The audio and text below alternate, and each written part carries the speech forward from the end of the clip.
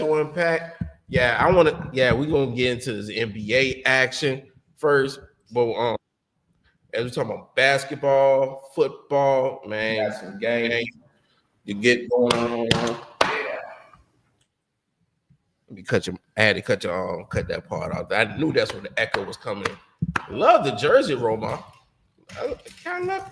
He's representing. In the words of the great Johnny Five's live. Short circuit.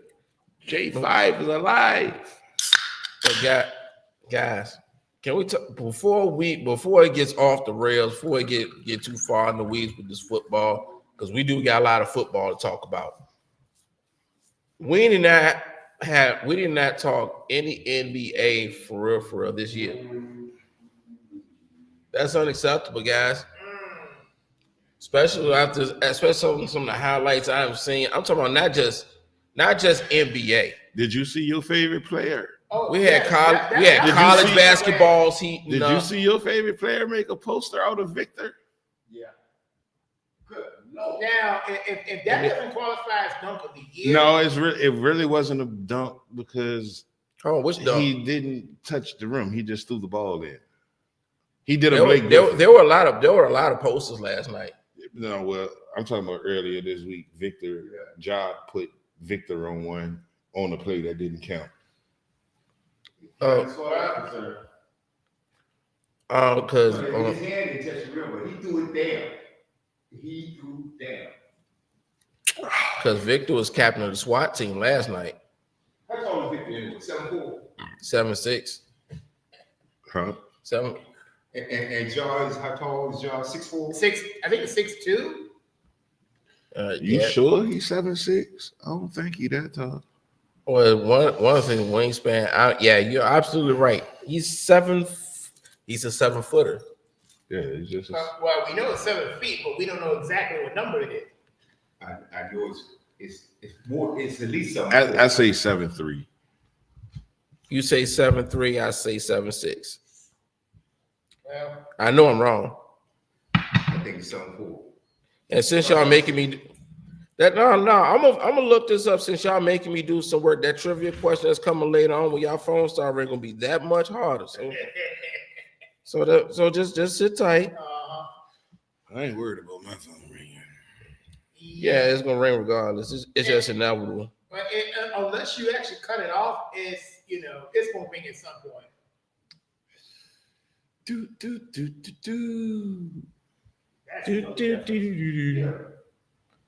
So we don't like dead air. But anyway.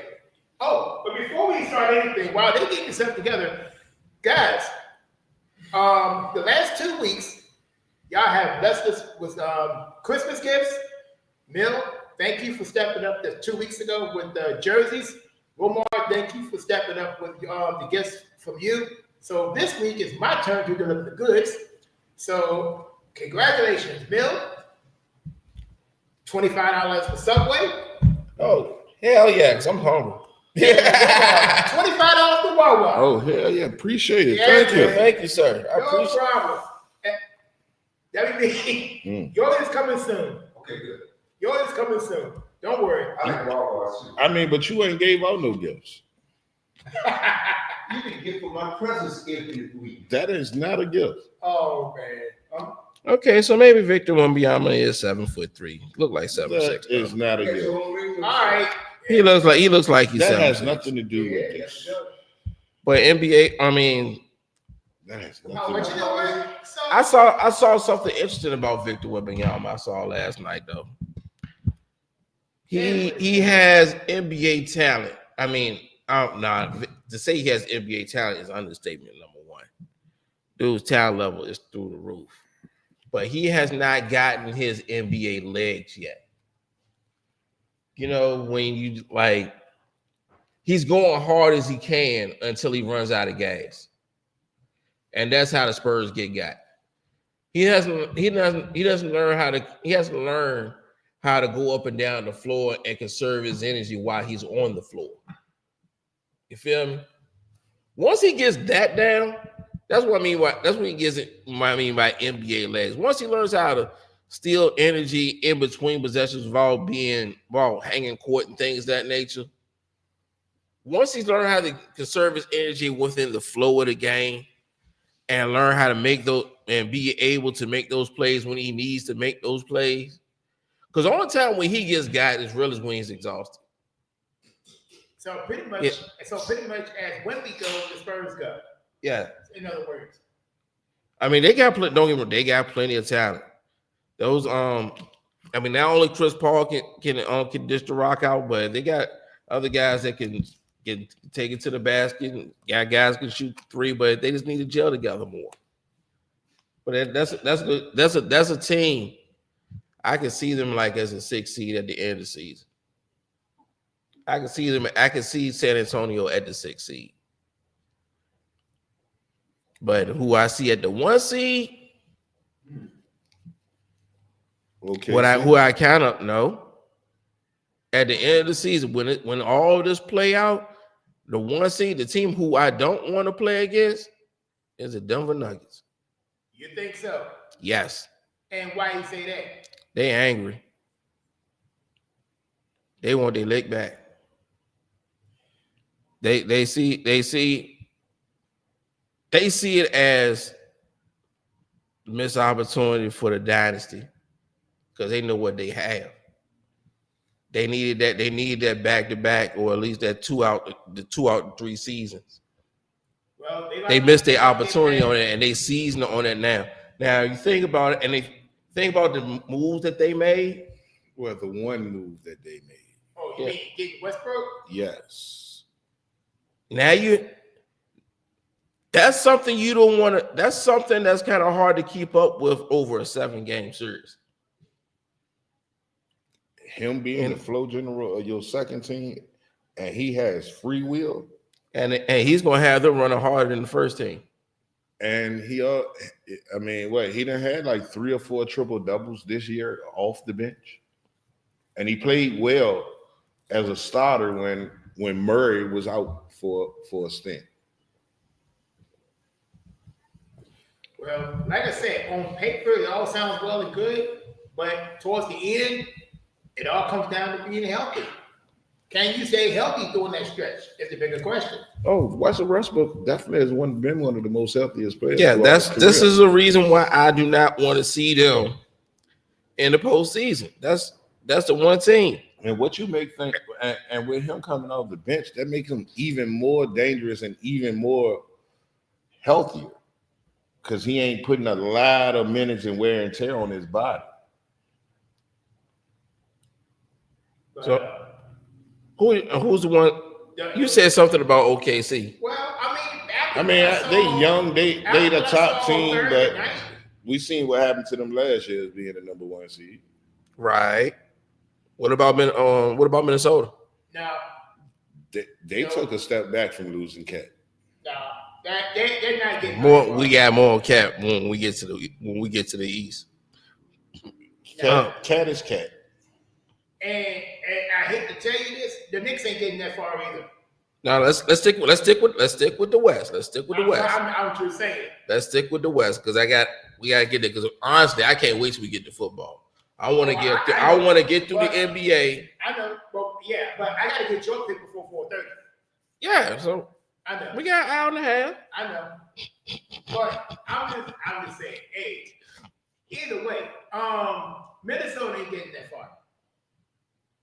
I don't see it. I mean, right now, after seeing what OKC did on Thursday, when they basically both raced the Cavs, and the Cavs both been the number 1 seed in the East. And the Cavs are another beast, but like I said, but the way it played out on Thursday, it was a no contest. Let's just say this: it's a game of the year type candidate. Didn't turn out that way. I turned the channel out in the third quarter.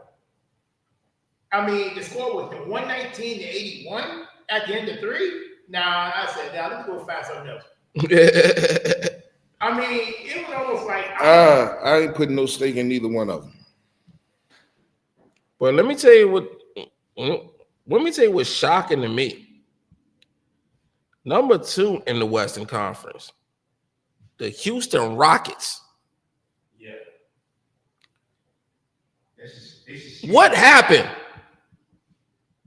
Just somebody tell me what happened. How is the Houston Rockets the number 2 team in the Western Conference? The coach.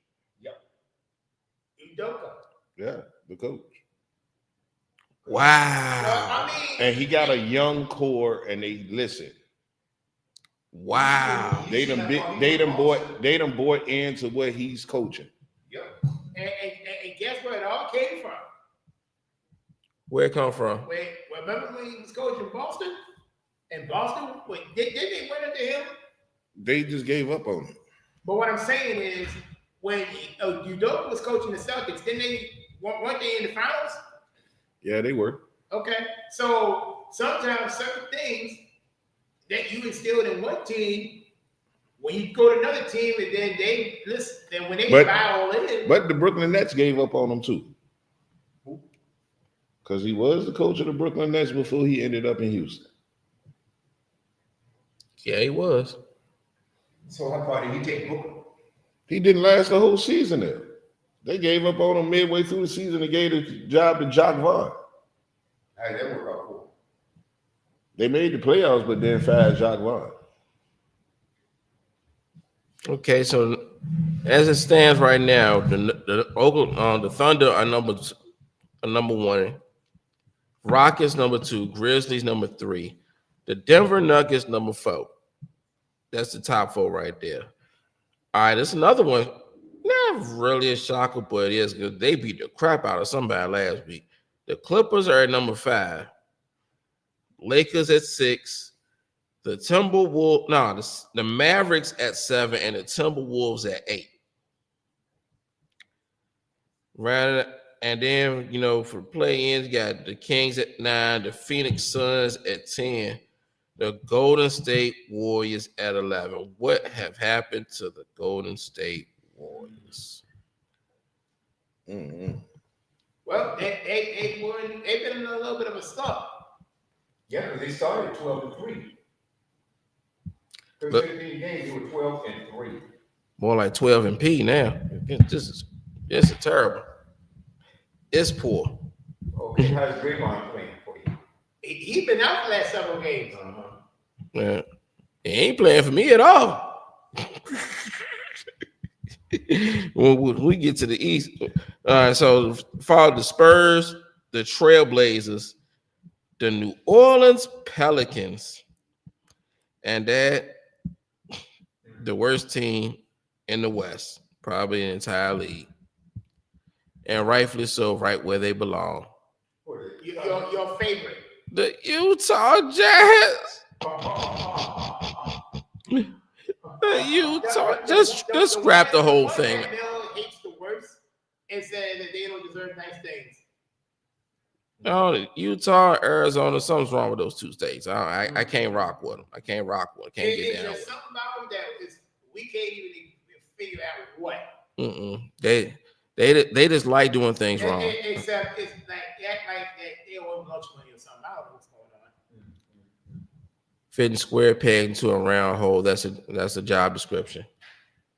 I don't know. But so we're gonna flip the script to the East. And we got the Cleveland Cavaliers, best team in the land, followed by the Boston Celtics. Okay. New York Knicks. I respect the Knicks. The way Karl Anthony Towns is meshing with them, that is a sight to behold. That is, because I honestly did not expect to see this. Told you that a couple of years ago. I didn't doubt you. I didn't think I couldn't see it happen, but you said it.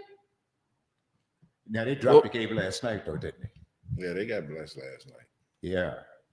And see, the problem with the Knicks, though, I'm not buying stock in them for this one reason. Tibbs is running their starters. He got all the way through. Well, it's crazy. That's Tibbs. Hey, but I no. But is, what's so crazy though about it? All his starting 5, 4 out of the starting 5 are in the top 10 in minutes. and they gonna run out of gas by the time the playoffs get here. That's the problem. I don't know. They ain't got no bench. But you battle tested. I mean, your starters are gonna be gassed by the time the playoffs get here. And that's why it's so important to have a bench behind you, like the Denver Nuggets. You know what I'm saying? So your starters can only do so much. And what happens if they get into foul trouble or if they get hurt? Remember last year when the Knicks was they were in the second round and you know they got hurt and whatnot.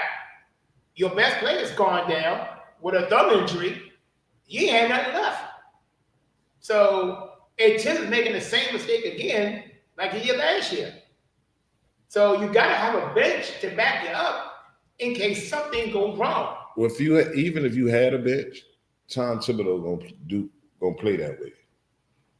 That's his coaching style. And You know, I like Tibbs as a coach. So I hope he takes him far. Yeah. But I mean, Tom Thibodeau is just like Jerry Jones for the Cowboys. what?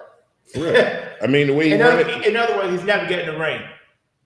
I wouldn't say that, but he gonna run it. He gonna run you ragged. He gonna definitely run you in the ground. And that's the problem.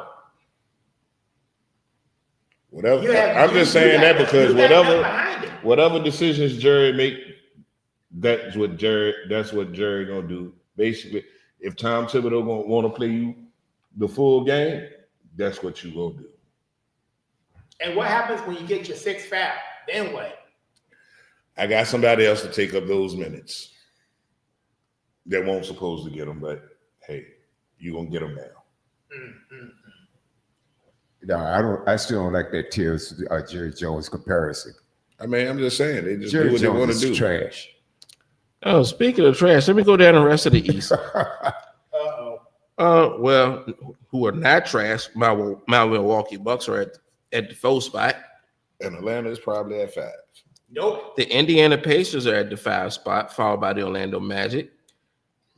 And the Atlanta Hawks, That's 7. followed by the Detroit Pistons. Now, that's a shocker. That is a shocker.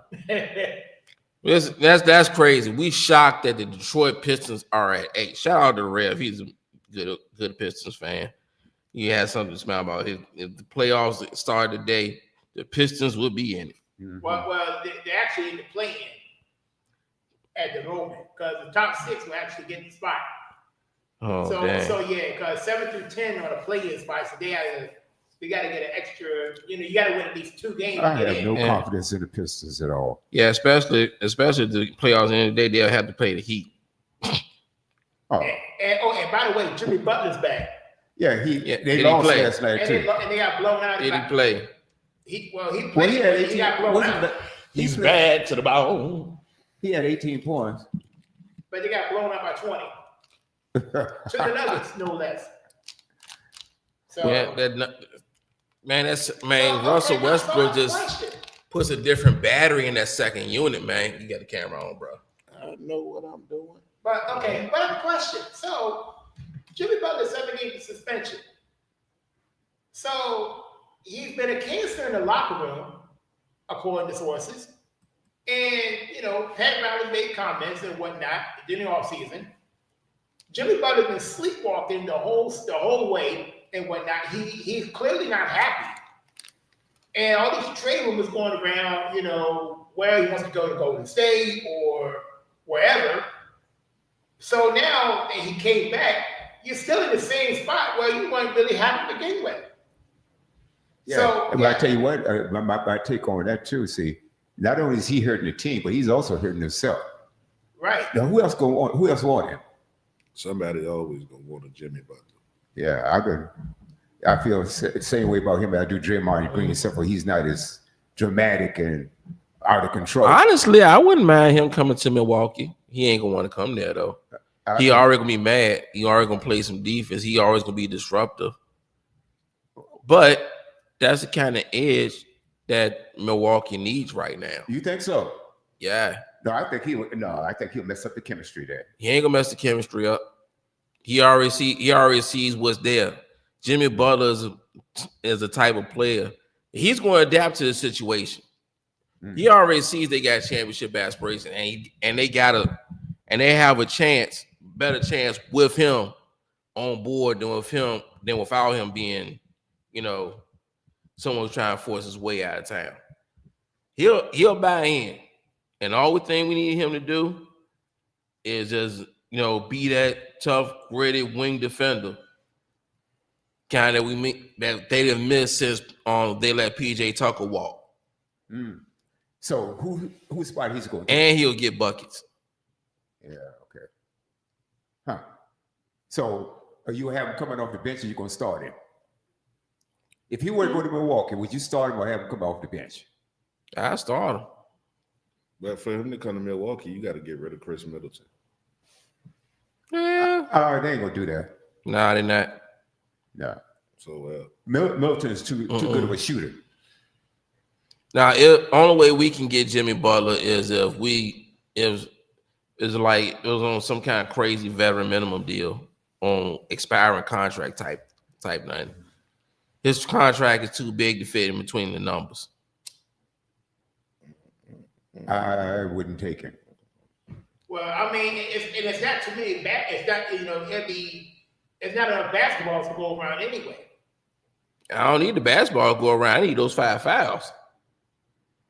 Oh, Jimmy ain't gonna give you 5 fouls. He gonna give me some good defense. No, in a clutch moment. Yeah, but not worth the risk. He'll give me a bucket or two with an and one. No, Let's not dismiss Jimmy Butler. Ain't no Draymond Green. They call him Jimmy Buckets for a reason. Yeah, I know that, but okay, all right. He's not a scoring liability. oh yes, he's not that. But he is a. Well, he's showing you right now if he doesn't want to play. He'll quit in the middle of a game. See, I can't have that. Nope, not at all. You guys can take him. Yeah, he will for the right. Yeah, he'll lose interest in the game while in the game. Now while he winning. But we didn't see that happen while he was winning. But see, you got to look at the players that's going to fight it out. If he goes on a little losing streak. See, I don't need a player that's going to quit. Nope. You have a good point. You have a good point there. Sir. You have a good point there. So where could Jimmy go? I would say Golden State. And you think Golden State would do the same? Would be better for him than Milwaukee? Well, I mean, Golden State needs a boost right now, in the worst way possible. Pat Riley gonna send that man to Detroit. I was thinking the same thing. No. At least they'd be a playoff team. I mean, sending him to Golden State is like a lateral move, and it's like this. I don't see Jimmy Buckets pulling Golden State out of his nose. I mean, it's just you'll be leaving the team to be on the team that you just for a team that's just like the team that you just left. Yeah. Yeah, we're taking. Hey, I got a question for you guys, though. Now, didn't OKC beat Cleveland the other night? Yes, it did. Yeah, they got their lick They got back. the same record now, don't they? No. Cleveland has them by a game. Okay. They only have 6 losses on the record, where OKC only has 7 losses. Oh, okay.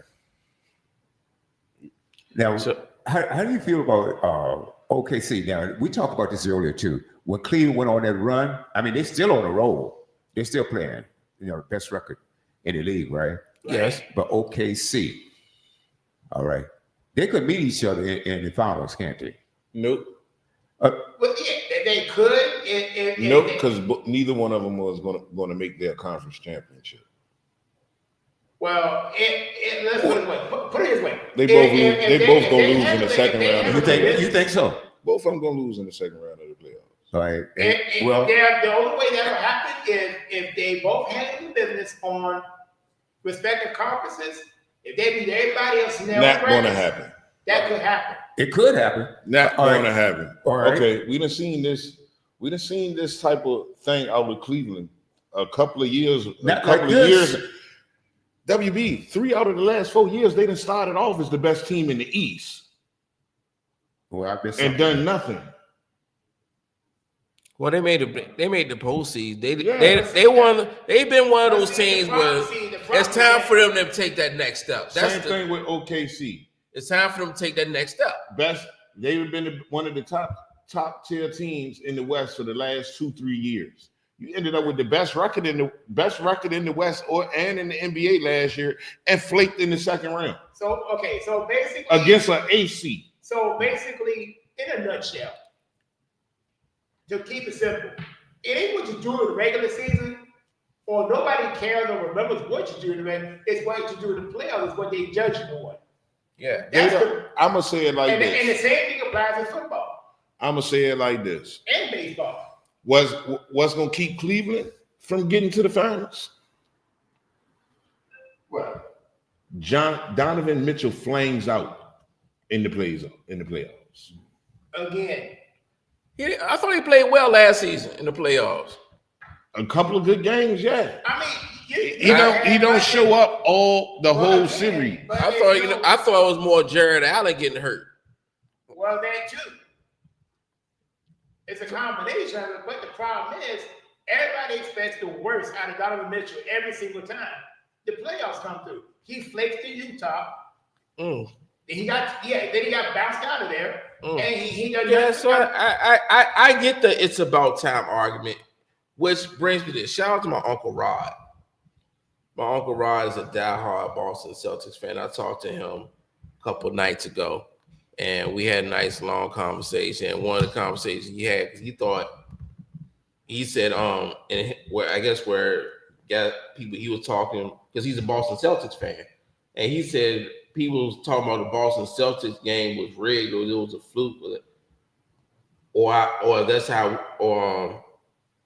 how we was people was interpreting. I was like, no, Boston was on that. Well, it was more like it's about time, because we've been waiting for years for Jason Tatum and Jaylen Brown connection to get together, because everything you're saying about Donovan Mitchell, we have been saying about Jason Tatum.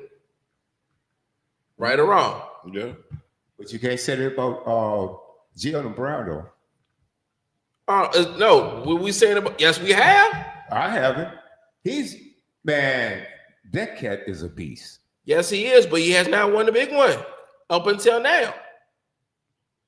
They wore that same. Yeah. Yeah, they wore that same stance until they won it. I trust Brown over Tatum. Especially the Boston Celtics, because we was expecting Brad Stevens to win one at some point in time, because he was lauded as this, outstanding coach. He should have. So I guess it's now Donovan Mitchell's turn Donovan Mitchell's turn to wear that extension until he wins the big one. As we welcome in the boxing guru, Mr. Mark Daniels. Hey, Mark, how you doing, buddy? Hey, what's going on, brother? How you doing? Oh, good. We just chopping up with some. We had some NBA talk before we get into the NFL. Right.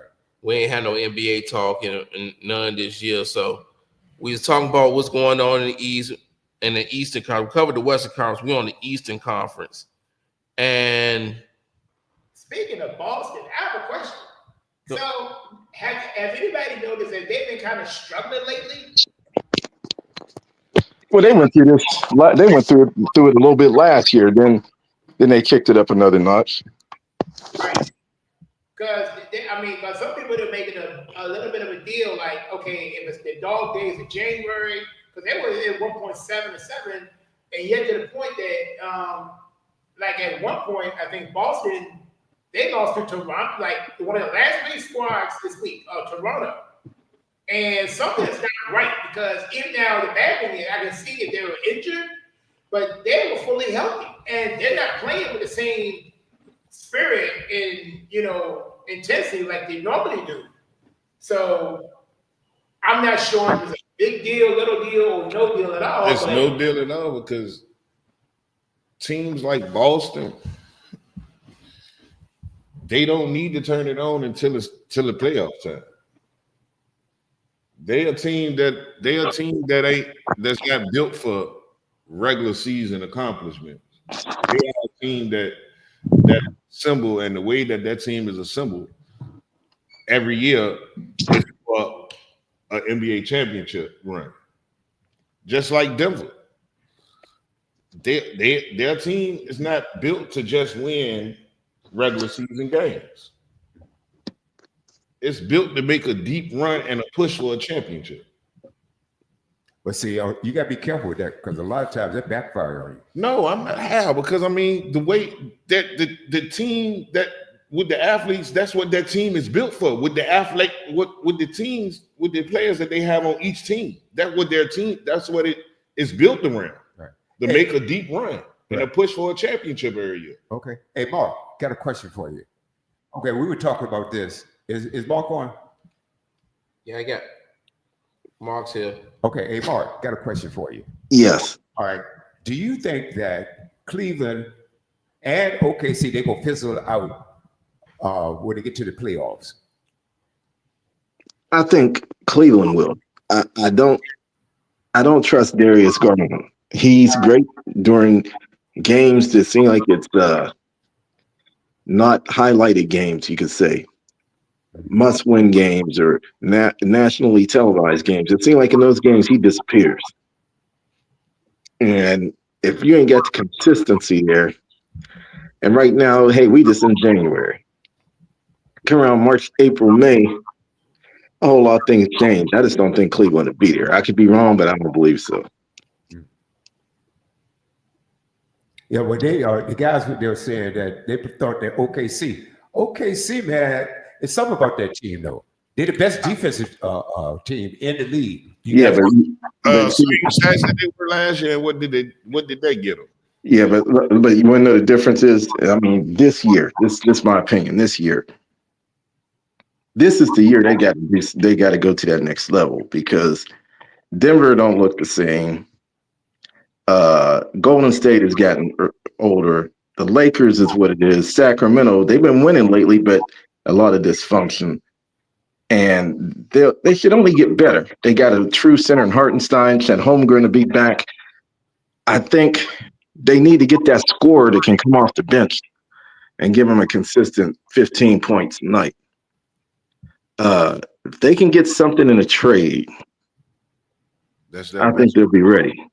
Yeah, I got more trust in OKC than Cleveland. I feel where you coming from, but I think if an OKC run up against a Denver in a second round matchup, you're going to see how valuable it is to have somebody like a Russell Westbrook to come off the bench to run your second team. Oh no, I agree with you 100%. That's why I say they got to get something that comes off that bench that can give you that 15. Play tough defense. They don't have that right now. And it's so crazy because you can see how comfortable Russell loves coming off the bench and doing what he do with the second team. It's almost like he went into the time machine and rewound and went back in time the way he playing with that second squad. Well, the problem OKC days. Well, the problem Russ had to accept the fact that at this point in his career, he ain't that guy. He ain't that guy no more. And I think, in my honest opinion, once he got let go by the Lakers, I think he saw his career in jeopardy if he didn't make a change. And once he figured that out and he made that change, and man, that brother's he's phenomenal. Well, yeah, the best move outside of the Lakers, he did a great move by getting out of LA with the Clippers too, because that wouldn't have never worked. Well, he had to go there. I mean, when he did that because he needed a landing spot to try to start over. So and Denver, there already had been rumblings that Denver wanted him. Yeah, so he took what was going to be there for him so that he could reestablish himself. Yep. And Aaron Gordon said once they got him, everything in our power is to get Russell a ring. Yeah, but they got some work to do because Jamal Murray ain't been Jamal Murray. Oh yeah, Uh, that'll be my only concern. No, my concern is Yeah. Michael Porter Jr. When is he gonna really step up and be that third guy? but let me ask you a question, Romar. In my opinion, he has never been. Yeah, I wouldn't be more dependent on Michael. No, Porter I'm just Jr. saying when will Michael Porter Jr. step into that role of the player that a lot of people see him as being in the NBA? You're looking at a guy that when he was drafted, Mike, they say that Denver got the steal of the draft by basically saying he was probably the best player in that draft class. Yeah, but they ain't been right with this kind of stuff in a minute because Yeah, he's a spot up shooter. But people tend to forget this dude came into the league damaged goods. He had already had back surgery and back everything. surgery. He had a back surgery or two already before he got to the league. Mm. Yeah, and I guess for being a jump shooter, you need the back. Mm-hmm. Oh yeah. So But their What do you difference think about- maker is Christian Braun. who? Christian, whatever his name is. Brown, Christian Brown. Yeah, He's kind of, he has elevated his game. yeah. But see, they let a guy like KCP go. They missed that cat now. Bruce Yeah. Brown. They missed that dude. See, you don't have anybody. Peyton Watson's still young. He's decent, but he ain't the type of scorer Bruce Brown or KCP was. Yeah. And he's on his 13th 1-year deal. Who's that? KCP. He Hey owns, man, that dude made a ton of money doing that. he owns the record for the most 1-year deals. But now, he probably closing in. I don't think he owns the record. But I think he closing in on it. Because if you want to talk about king of 1-year deals, Robert Orr got to be in that conversation. So, What? He 1-year deals. Yeah, Robert Orr in that conversation. well, you know who made it cool for the 1-year deal? Who was that? Your Highness, the GOAT, Michael Jordan. He was Yeah. the first player to sign anywhere. He was the first player to ever sign a big contract where it was a 1-year deal. Remember, his last 3 years in Chicago were all 1-year, $30 million deals. That's right. That's right. But I ain't trying to get too far in the weeds with this, guys. College basketball, y'all been following it? Nope, not Not a really. whole lot. All right, we're gonna put a pin in that. Get back to that later. One thing I did see. I see that. What you about to speak on? Dawn. Yes, Louis Vuitton Dawn has become the highest paid coach in women's basketball. History. Don't leave that part out. Or is it herstory? Her story? Yeah. Her store? Yeah. Her story. Yeah. Put a pin in that one too. Her story. Oh, I'm trying to do. yeah. We're trying to do some natural, really encouraging women empowerment, unlike Fox Sports and other. All people I'm gonna like say is Juju Watson is the baddest thing on the planet in women college basketball right now. That's the national player of the year. She is the national player of the year. I'm trying to tell you. Oh, man. She got USC balling, bro. Oh, she do. I like Juju. Man, man, I like Juju. Juju. Juju nasty, bro. When I see her break down UConn, let that sink in. She broke down UConn in front of Gino Ariema's face. And Paige Becker tough. It didn't matter. Yeah. There was no match for her that night. And the bad thing was you fell asleep through most of that. Hey, look, I wasn't gonna break that up. I really wasn't. Yeah, I mean, I'm cool with it because I ain't get force fed Brussels sprouts like somebody I know. Hey, don't be talking about Brussels sprouts. Brussels sprouts be bust.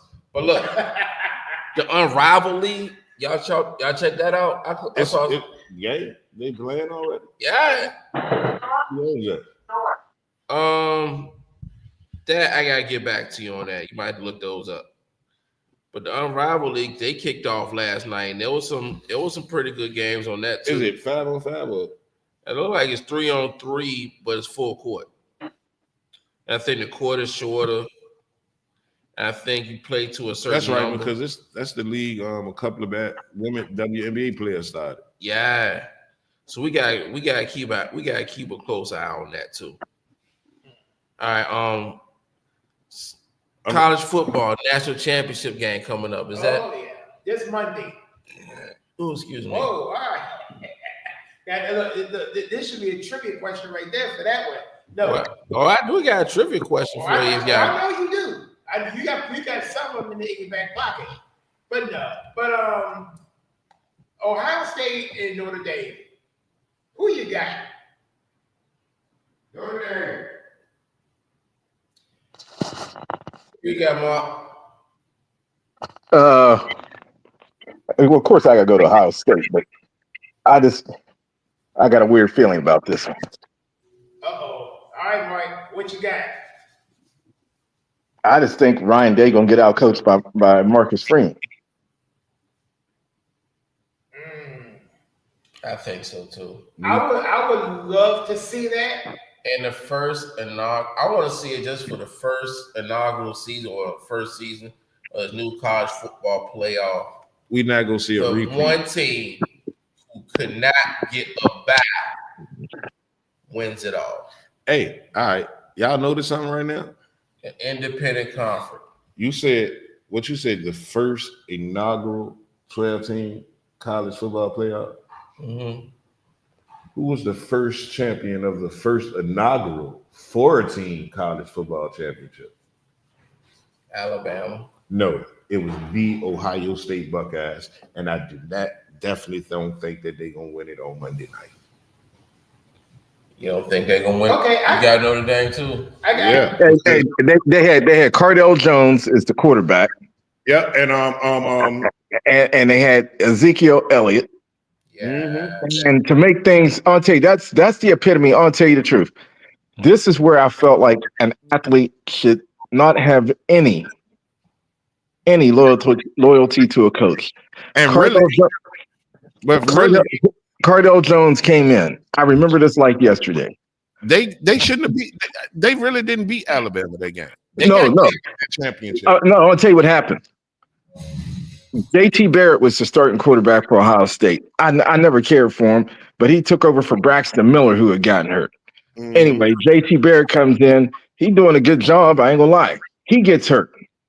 They bring in Cardell Jones. Now he's the third string dude, 12 gauge. That dude had an arm. And he beats Wisconsin in the Big Ten championship. That's when Melvin Gordon was running off the charts. They shut him down. He comes in. He beats Alabama, who was ranked number 1, I believe, at the time. And then he beats Oregon for the national championship. At that point, the way he played through those games, they had him projected, hey, he'd come out right now, he'll be in the first round in the NFL. He'll go in the first round. I'm begging this dude to go. Urban Meyer talks that dude in the stand. I said, the first time he has a bad game, you still got Braxton Miller coming back. You got JT Barrett coming back. You got this cat. First time he has a bad game, he's going back to the bench. They play Virginia Tech on opening day. They didn't look good. I said, okay, this is the beginning of the end. By game 3, the dude was on the bench. And to be honest, I think he got a shot with Buffalo or somebody later on. But he left millions of dollars on the table listening to Urban Meyer. And I don't know who he had for advice, but he went to Cleveland Glenville. So he had Ted Ginn Sr. and them there. I don't understand to this day why they did not tell him, you better go ahead and go. I don't understand that either. I do not understand that either. Hey, look, the only player that Urban Meyer only two players that Urban Meyer forced to leave and didn't want to keep around: Tim Tebow and Aaron Gonzalez and Aaron Hernandez. You see how both of their careers turned out. Don't forget Riley Cooper. Man, that's neither here or there. Well, he did it to Joe Burrow too. Joe Burrow started off at Ohio State. Yeah. Yeah. And it was so lovely to probably see, man. Probably the best Urban decision. Meyer is probably the worst head coach in either the NFL. I mean, it finally came out how racist he is. That's basically why he got fired in Jacksonville. Well, he only lasted 1 year. He didn't even last the whole season. Or he lasted like 13 games, and he got bounced out of there. Yep. But so which reminds me, while we're on the championship game level, when was the last time, in what year, that no SEC team was in the finals in the final championship game? And what year was the last time no SEC team represented? 2003. You're close. You're very close. It wasn't. It was last year. No. That SEC team was not involved. No SEC team was involved. So in other words, like say, like Georgia, Alabama, any of them. And I didn't realize Texas was part of the SEC until the other. Yeah, they just joined the SEC. Yeah, I didn't know that until the other week. I was like, wait a They're minute. one of the newbies. This their first year. Yeah. So when Texas went down, Texas was the last hope of the SEC making it to the championship game, and then they got bounced out of there by Ohio State. But hold on. Does anybody think about the fact that the four that was in the middle of the top 12 were the four that made it to the second round to fight for a chance for the national championship? You had 5, 6, 7, and 8. Mm-hmm. Well, I don't think that was on our bingo card, was it? The bottom 4 and the top 4 got bounced all by the middle of the pack teams. Yep. In the middle 4. Who saw that coming? Me, I was rooting for it. Yeah, right. But no, the answer was 2005. I thought I was going to say that in my second guess, but Yeah. I left it at 3. Yeah, but you were really close though. 2005 was the last time 2005. that no SEC team represented the final, being in the finals of the championship. What was the game. last year that Notre Dame? What was Notre Dame's last national championship? Good Lord. Joe Montana. No, it was 1989 or Who was it? 88 because they Oh, Ishmael. That's crazy. That's Rocky crazy. Ishmael, yeah. But who besides me picking Notre Dame to win this game Monday? I'm picking them because they back for some reason. They got that fourth quarter. If they end the game in the fourth quarter, they gonna win it. I'm going for Notre Dame. I'm shocked how they came back that last. Real. We got the Rev in the building. You getting that steak dinner prepared? Oh, look, you don't give a chance for you to come on, man. You just threw right out the gate. Oh, wow. Immediately.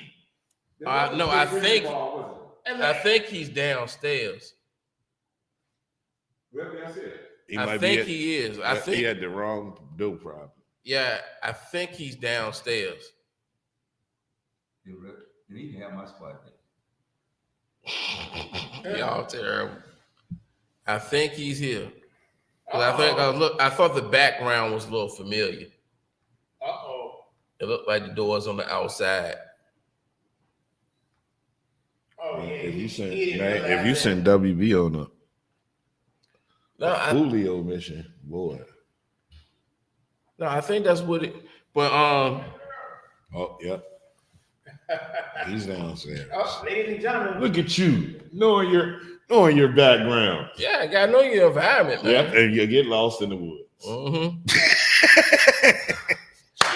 Better mark them trees. it's just certain things that just give it away. Yeah. Certain things that give it away. And one thing is what is it? KYP, know your personnel. I know my friends, man. Mhm. It's true. I know my friends. My friends come through. That is true. That's why I keep you guys around. Y'all come through. With the bat. Oh, what do we got over here? Ladies and gentlemen, The Rev is in the Rev building, is and in he, the house. and he come And and he look come not bearing gifts but honoring debts. Oh man. Ah, Look at this. man. But Oh my God. Oh. Oh my God. Oh. I'm gonna eat good for a couple of days. Yeah, I need to put it in your. I can keep it in your refrigerator. No. Rev, let me see the bag so I know it's mine when I leave. Wow. I love that Dolphins jacket, man. Put it in, man. My man.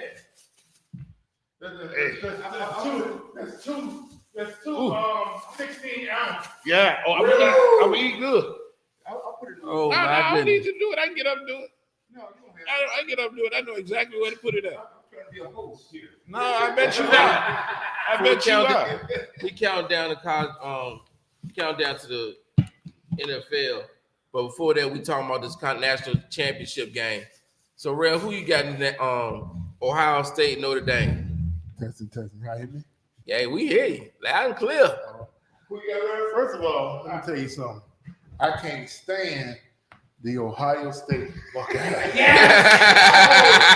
Oh, But this year, they're the best team that college money can buy. And they will win. Say that again. Say it again, They're man. the best team that money can buy in college football. I'm glad you said it. I'm glad you said it like that because that's exactly what it is. They got the highest payroll of anybody, of any NILs and on all college football. They should be in this game. Should be. They shouldn't have lost to Michigan. And I want them to lose. Well, I want them to lose just to shock the system. Because Notre Dame should have had a bye. Notre Dame should not have had a bye because Notre Dame played absolutely nobody. Yeah, they did have an easy schedule being an independent. Well, don't hate the player, hate the game. Who did Notre Dame beat? What was their record? They lost 13 and 1. They only lost one game, They right? only lost one game, but they ain't play nobody. Yeah. Just like Miami ain't play nobody. But I told y'all. Hold on. Who was the one game that they lost? Was it Northern you? Illinois. Illinois. Second game of the year. Yeah, Northern Illinois. That loss right there should have really kept them out of the playoffs. Not Notre Dame. Not Notre Dame. Anybody else, it would have. But not Notre Dame. But see, the thing You're about right. it is when you lose, is what's going to hurt. Hey, look, there's no way in the world that Georgia shouldn't be in the national championship game, but Georgia don't have a quarterback. Mm-mm. Georgia don't have no offense this entire year. And the worst part was Carson Beck got to the transfer portal and Miami picked him up. Trash. Oh man, I had to do it to you, man. When I hit you with that, at least y'all ain't gonna get OJ. Trash. At least y'all ain't gonna get him. Who? Oh, DJ. Yeah, at least y'all ain't gonna get him. Man, DJ done played 25 years of Yeah, college football and great. still can't win. oh my God. But did anybody picture Alabama crashing and burning like they did? Yeah, because it's not Nick Saban's team. It's no. Point blank period. Point blank period. And Quinn Ewers, he is trash buckets, and he gonna be a top 10 pick. Hey, look, we watched that Ohio State Texas game last Friday. I kept screaming at the TV. Texas, the only way you win if you put a Manning in. Oh. Yeah, we did say that last week. If they put if they found some way to put Archman in the game, I mean, give yeah. us Texas. Now That's what we said. yeah, I give Ears credit. I ain't He give did Ewers have nothing. he had a good run at Texas, but you see when he got hurt, what type of offense they had, how powered they are with Archman and hey, come on. Do you know who his uncles are? I'm Come gonna on. say it like Are this. you kidding me? He should have entered the transfer portal then. I'm gonna tell you like this: his uncles are good, but his uncles want nothing in college. They didn't win anything in college. No, they No, didn't. they did. Peyton They did. Manning or Eli, neither one of them. Yeah, won but SEC. hey, not a national championship. Peyton was that dude at Rocky Top. He was that dude at Rocky Top. Yep, but he didn't. He couldn't beat Florida. He couldn't beat the Siren Bowl. Who could beat Florida during that time? Hey, Well, I'm sorry to say, like Peyton. that's why I hate. All right, I get what you're saying because Peyton, you left, and T. Martin went undefeated and won the national championship, Sure enough. and didn't even play a league. Sure enough. But Florida lost a couple of games in that national championship run too. Remember that there was a game where Tebow said, "I guarantee you, we won't lose no more." Yeah, but I'm just saying, like you come behind Peyton Manning, be the quarterback of Tennessee, and you go undefeated and win a national championship, and then not get heard of no more. He got drafted by the Pittsburgh Steelers And set behind Ben Roethlisberger. Hey, who is the guy? He's an I thought he was he probably was an offensive coordinator then. Okay, what time would you have? He was the guy doing Rev. T. Martin was sitting behind Ben. He was the guy doing like this, sending baseball signals in. Hey, look, that's a good check. If you can get it, ask Marcus Mariota. Marcus Mariota didn't even want to play that game last week. I mean, the week before last. Yeah, brother, give me my sign. My brother, Derek Galloway. Mr. Derek Galloway's in the building. Mr. Galloway. Derek, can you hear me? Yes, I can. Sorry, my headset. I was on mute. You Oh, going, you you going It's hard that them living away, huh? Okay, Derek. So we talking some college You gonna need football. another body. Before we I want to give you who you got between Ohio State and Notre Dame before we get into the NFL picks. My heart is going for Notre Dame, but I think Ohio State got too much talent. So Ohio State. Oh, we got. I thought you was going to see all of us. I want all of us want to see Ohio State go down. Yeah, absolutely. I just don't But think that Ryan Day can pull it off in the big game. No, I think Ohio State just got too much talent, especially on the outside. Corners, safeties, wide receivers. I get you You know, there, but Notre Dame been They like got hot. kids in the playoffs. They got heart. I love them. I do love them. I do like them. But you know, what is his last name? And the more you guys do say it, the more I'm starting to What's believe. Notre Dame coach name? Last name Ferguson. Marcus Freeman. Freeman. Marcus Freeman. Yeah, Morgan Freeman. Marcus. If Morgan Freeman knows anything better, he'll get out of Notre Dame after this year. Oh, they already It's a couple of NFL teams looking at him. But if he knows anything, get out of Notre Dame right now. Boom. Go to the NFL. Get your 5-year bid in the NFL. Come back to Come back to college. He ain't gonna get no Same 5 thing years. for Ryan Day then. He ain't gonna get Nobody no want 5 Ryan years. Day. Nick Saban. Nick Saban won't Ryan Day. No, Nick Saban did the Yeah, left college. yeah, he was and became the GOAT. And became the GOAT. And courtesy of you guys. I can't stand Nick Saban. Courtesy of you guys. Y'all gave up on him. No, we ain't give up on him. He gave up on us. Well, y'all won't trying to give him no money. Alabama. No, he gave up. He gave up because they didn't. They won't trying to give him no money. No. They gave up. He gave up on Miami because he didn't get the quarterback he wanted. He wanted Drew Brees.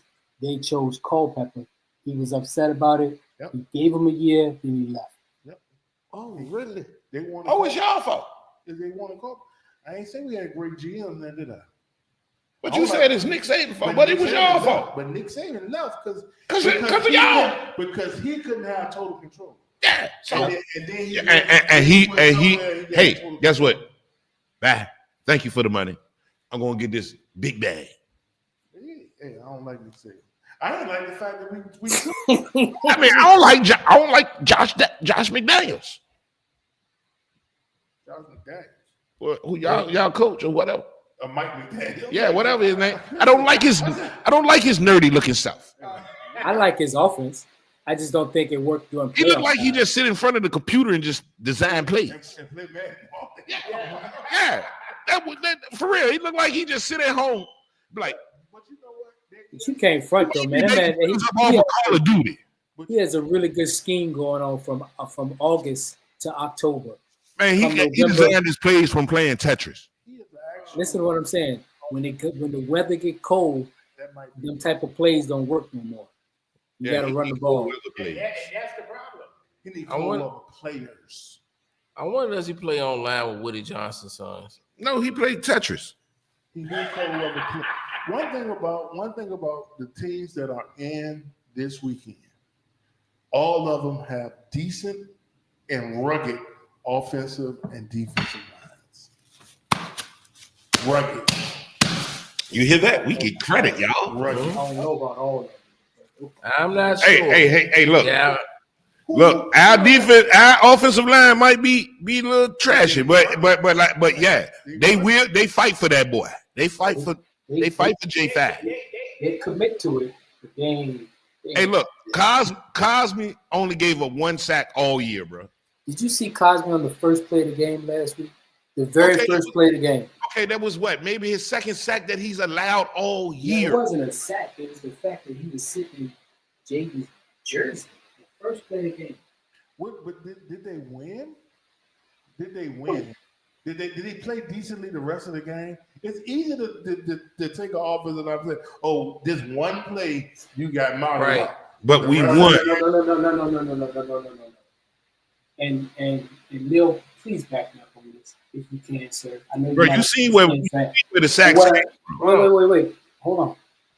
Lil, name me the last time the Commanders, running back, the Commanders ran for over 25 yards. Name me the last game.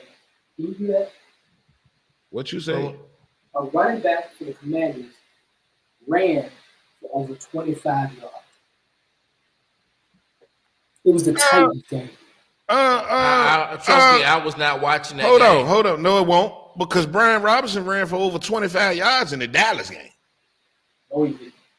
Yes, he did. With a running back by committee. Ran for Oh, over. and then he ran, and he ran probably, for just 20. and he ran for a little bit more than 25 yards in the Philly game too. So Yeah. don't do that. I'm just saying, the offensive line ain't producing. Hey, look. It's just Jaden by himself. Hey, look, man. And this is my I team. know you a I'm gonna be Commander. honest. Is it really your team? It is, but I'm honest. Do you really like us that much? I love Because you. it doesn't sound like it. Love you before you were born. It doesn't really sound like you got a lot of stock in us, bro. It almost sounds like the Ohio State Notre Dame matchup. When you are a fan of a team, and it's easy as a fan of a team to nitpick at the final. No. I was disputing what he said as far as the offensive line being dominant.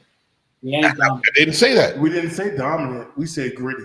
Yeah, and they do enough. Come on, bro. They allowed 9 sacks in the game against Philly, and we still beat them. I don't sound like gritty. I don't sound like gritty to me. And look, all I say I'm is, happy to win. Though. how I much, think it.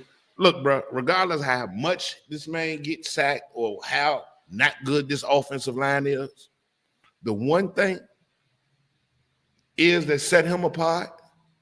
He's ready for every moment and every second of any game that he's been in this year.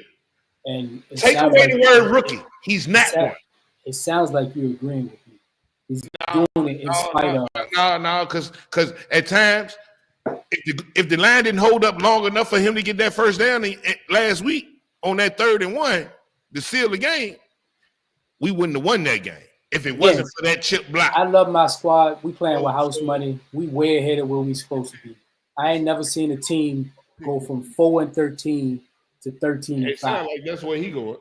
He sound like he in Michigan with a Barry Sanders jersey on, with a Herman Moore showing on. No. He got a Barry Sanders jersey on, a starter jacket with Herman Moore number on the back of it, and the coach from back. Go ahead, man. I ain't mean to interrupt. Go ahead, man. All right, Wayne Fittez or Well, something, since Mexican coach. we already talked about that game, who do we really have? Let's go ahead and put the scores down. Well, you already knew. You see the jersey. Tell your camera, I don't see it. Let me see. Let me Hey, see. Dad, who you got? Detroit Lions or the Oh, you Washington want to see Commanders? it? Okay, you want to see it. You see the Oh, jersey. okay. All right. J5 alive, baby. Let's get to the first game first. Well, no, we already dive into Look, this game. man. We got 10 minutes to kickoff to get to that game. So Get just your- we already get your talked picks about in. this. You know, Let's You go don't know ahead what and to get this one pick in. if Washington wins tonight, I would be upset. Hold on. I call this matchup wrong round. I call this Detroit-Washington matchup Yeah. week 5. Yeah. Okay. Just the wrong round. Well, I'm taking Detroit. Well, week 5, I said I would have took Detroit in the NFC Championship game. But the way my dude played and how poised this quarterback is, and we have the number 3 pass defense that nobody seems to want to talk about in the NFL. We going up there Sonic and celebrate like 91. Sonic and Knuckles. And what happened to Sonic and Knuckles in Sonic 3? They get punched in the mouth. Sonic and Knuckles. They win in the end, but they get punched in the mouth. Romar, what you got in that cup, Romar? It is. No, it ain't got nothing to do with the cup. I believe in my quarterback and my team. Oh no, I just wonder what you got in that cup. That's all. I just see. It's a little ginger ale. Little ginger ale. What a twist. Oh, okay, I hear you. My twist come from the the alphabet stuff. Should have prayed for this show started. I mean, look, man. Let me enjoy my weekend. I only do it on the weekend. Well, again, All right, so I came back to pay off my debt to Brother Romar because even though the Eagles didn't even have their quarterback for 3 Oh quarters, Lord, here we go. Another one of them for real. I lost because he didn't have the man. Hey, look, it ain't our fault that this how he looked when he got up. Let me hold on. See, the one Hey, thing Red. about It ain't our fault he got up like this. Hey, I'm ready to play again. But look, the whole thing is, if Devontae Smith caught the ball on 3rd down, the game would have been over. See, there you go. There you go. Well, I offer no excuses. You know what? there should be no excuses. I The defense played, and they I'm got tired of you 35 questionable put on. Commanders. I'm tired of you questionable Commanders fans. Yeah, I'm about to start calling y'all QCs. What that mean? I'm glad it happened. Because now So let me ask you a question. Mill. Out of curiosity.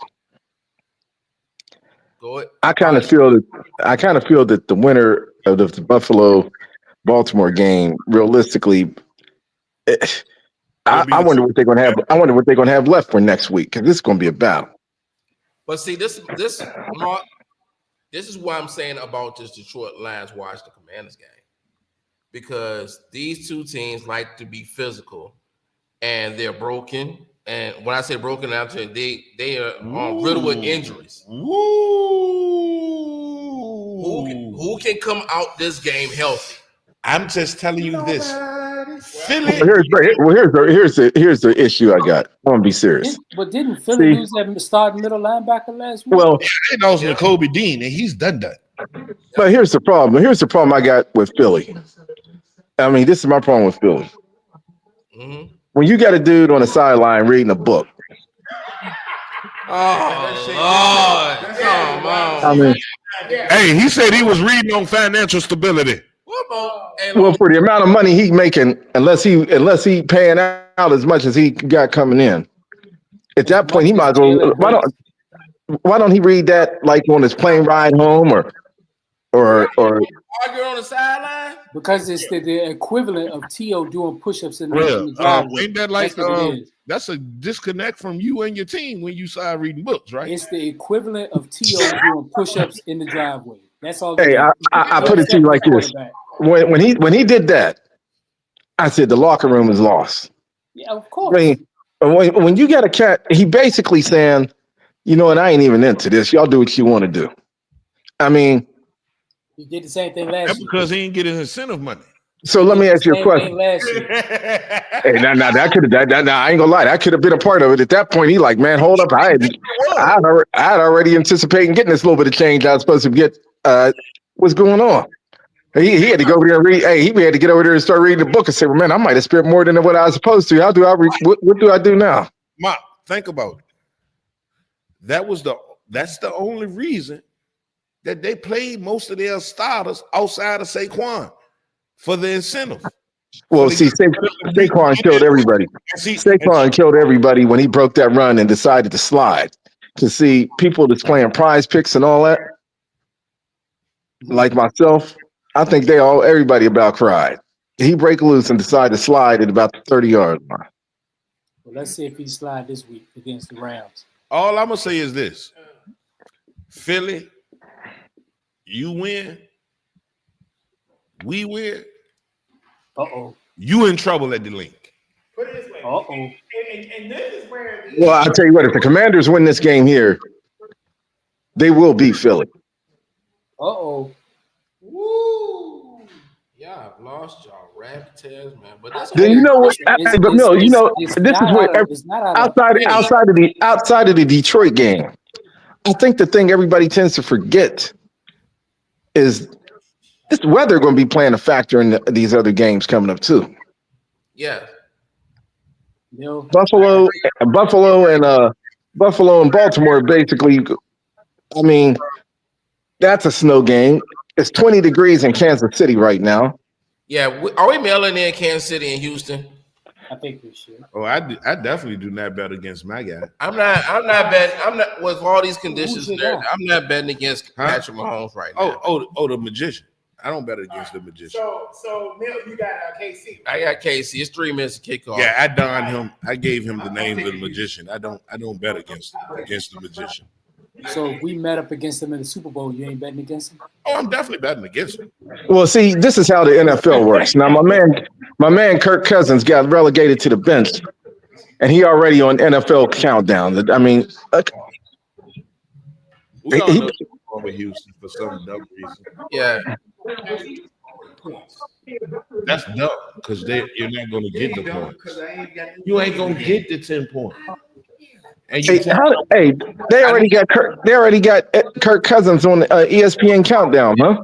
Kirk Cousins has the greatest representative of all time. We all know that. Hey, his agent is going into the Hall of Fame. Absolutely, he is. Right next to Deion Sanders. And Bobby Bonilla guy. Yeah. Look, I don't Bobby think Bonilla got one other agent too. nobody agent is greater than Kirk Cousins. Yeah, the amount of contracts and guaranteed money Kirk has got over the years. Kirk Cousins' last 4-5 contracts all been guaranteed. He ain't had to work for a penny or on the dollar for his money. It was all given to him. And it all started in Washington with those 3 franchise tags. All right. Okay, so we got that in. Now back. Oh, okay. Back to our game, right? Uh-huh. So, okay, what if I was to tell you that? Okay, speaking of JD5, let me put some catalytics on this one. Oh boy, Now hold on. You don't like this one? Oh, here we go. Here we go.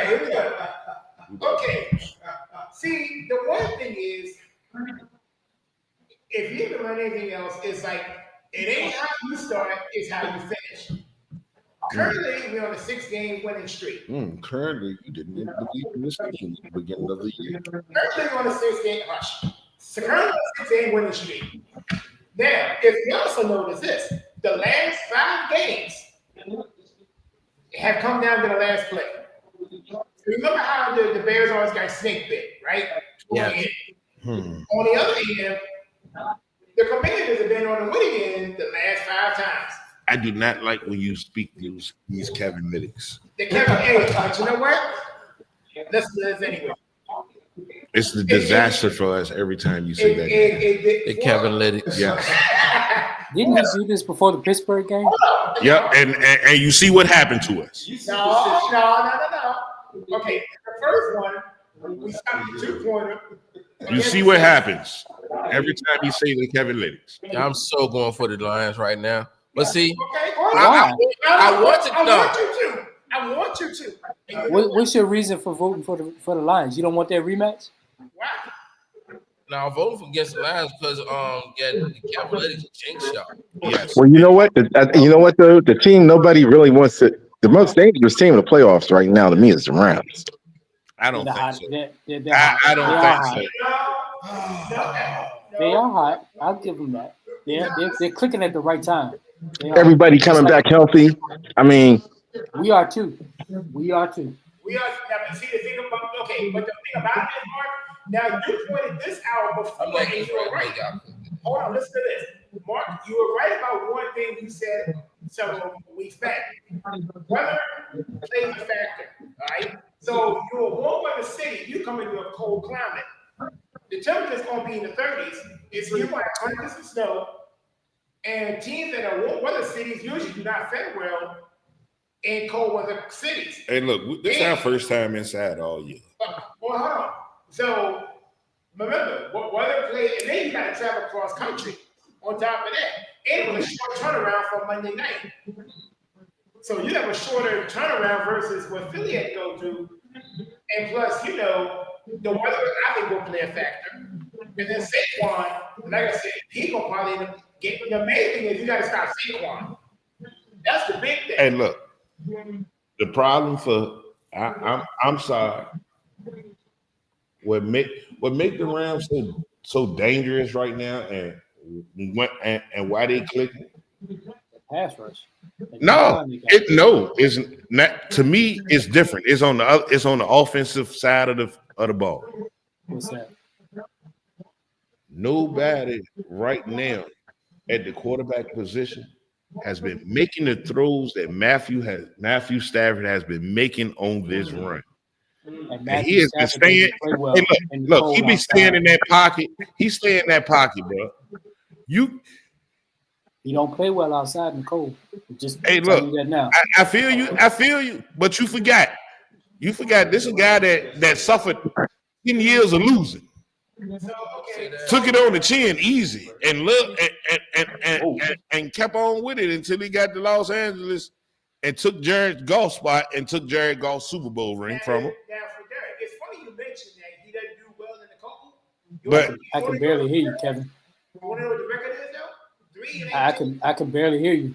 Oh, 3-18. As far as games that he's been in the cold. Yeah, exactly. That's my point. He doesn't do well in cold weather. Y'all will pick. I went with the Eagles. I got Eagles. Boy, I got the Eagles. Boy, I picked the Eagles, but I'm just saying if we pull off this Detroit upset, you in trouble. The link against my team. I picked the Eagles as well, but with one caveat: if the Rams get up and the Eagles got a pass, and the Rams stack the line where they can stop Barkley and they make Hurts throw, the Eagles in trouble. The Eagles are listen. Hurts is not that great throwing from the pocket. He is not, and it's been proven with the. Oh my God, bro! Okay. Stop! All right, enough. For every stat that you have, I got another stat that can know. The laws of physics is not going to allow the Los Angeles Rams to win this game. So let's just put this to bed. All right. The last meeting they had was earlier this season. Saquon Barkley ran for 255 yards. 255 yards. That is in LA where they have the climate control. Now you saying they're gonna go across the country on short rest in the sleet and snow and try to stop them there? Hey Mill, Tampa Bay beat the hell out of us in week 1. Okay? It's not the same on rematches. That's what's called adjustments. Teams make adjustments. Offensive line has them by at least 50 to 75 pounds. They are too small to stop us. Yeah, they snapped 9 in the box and Saquon still took it to the house. Twice.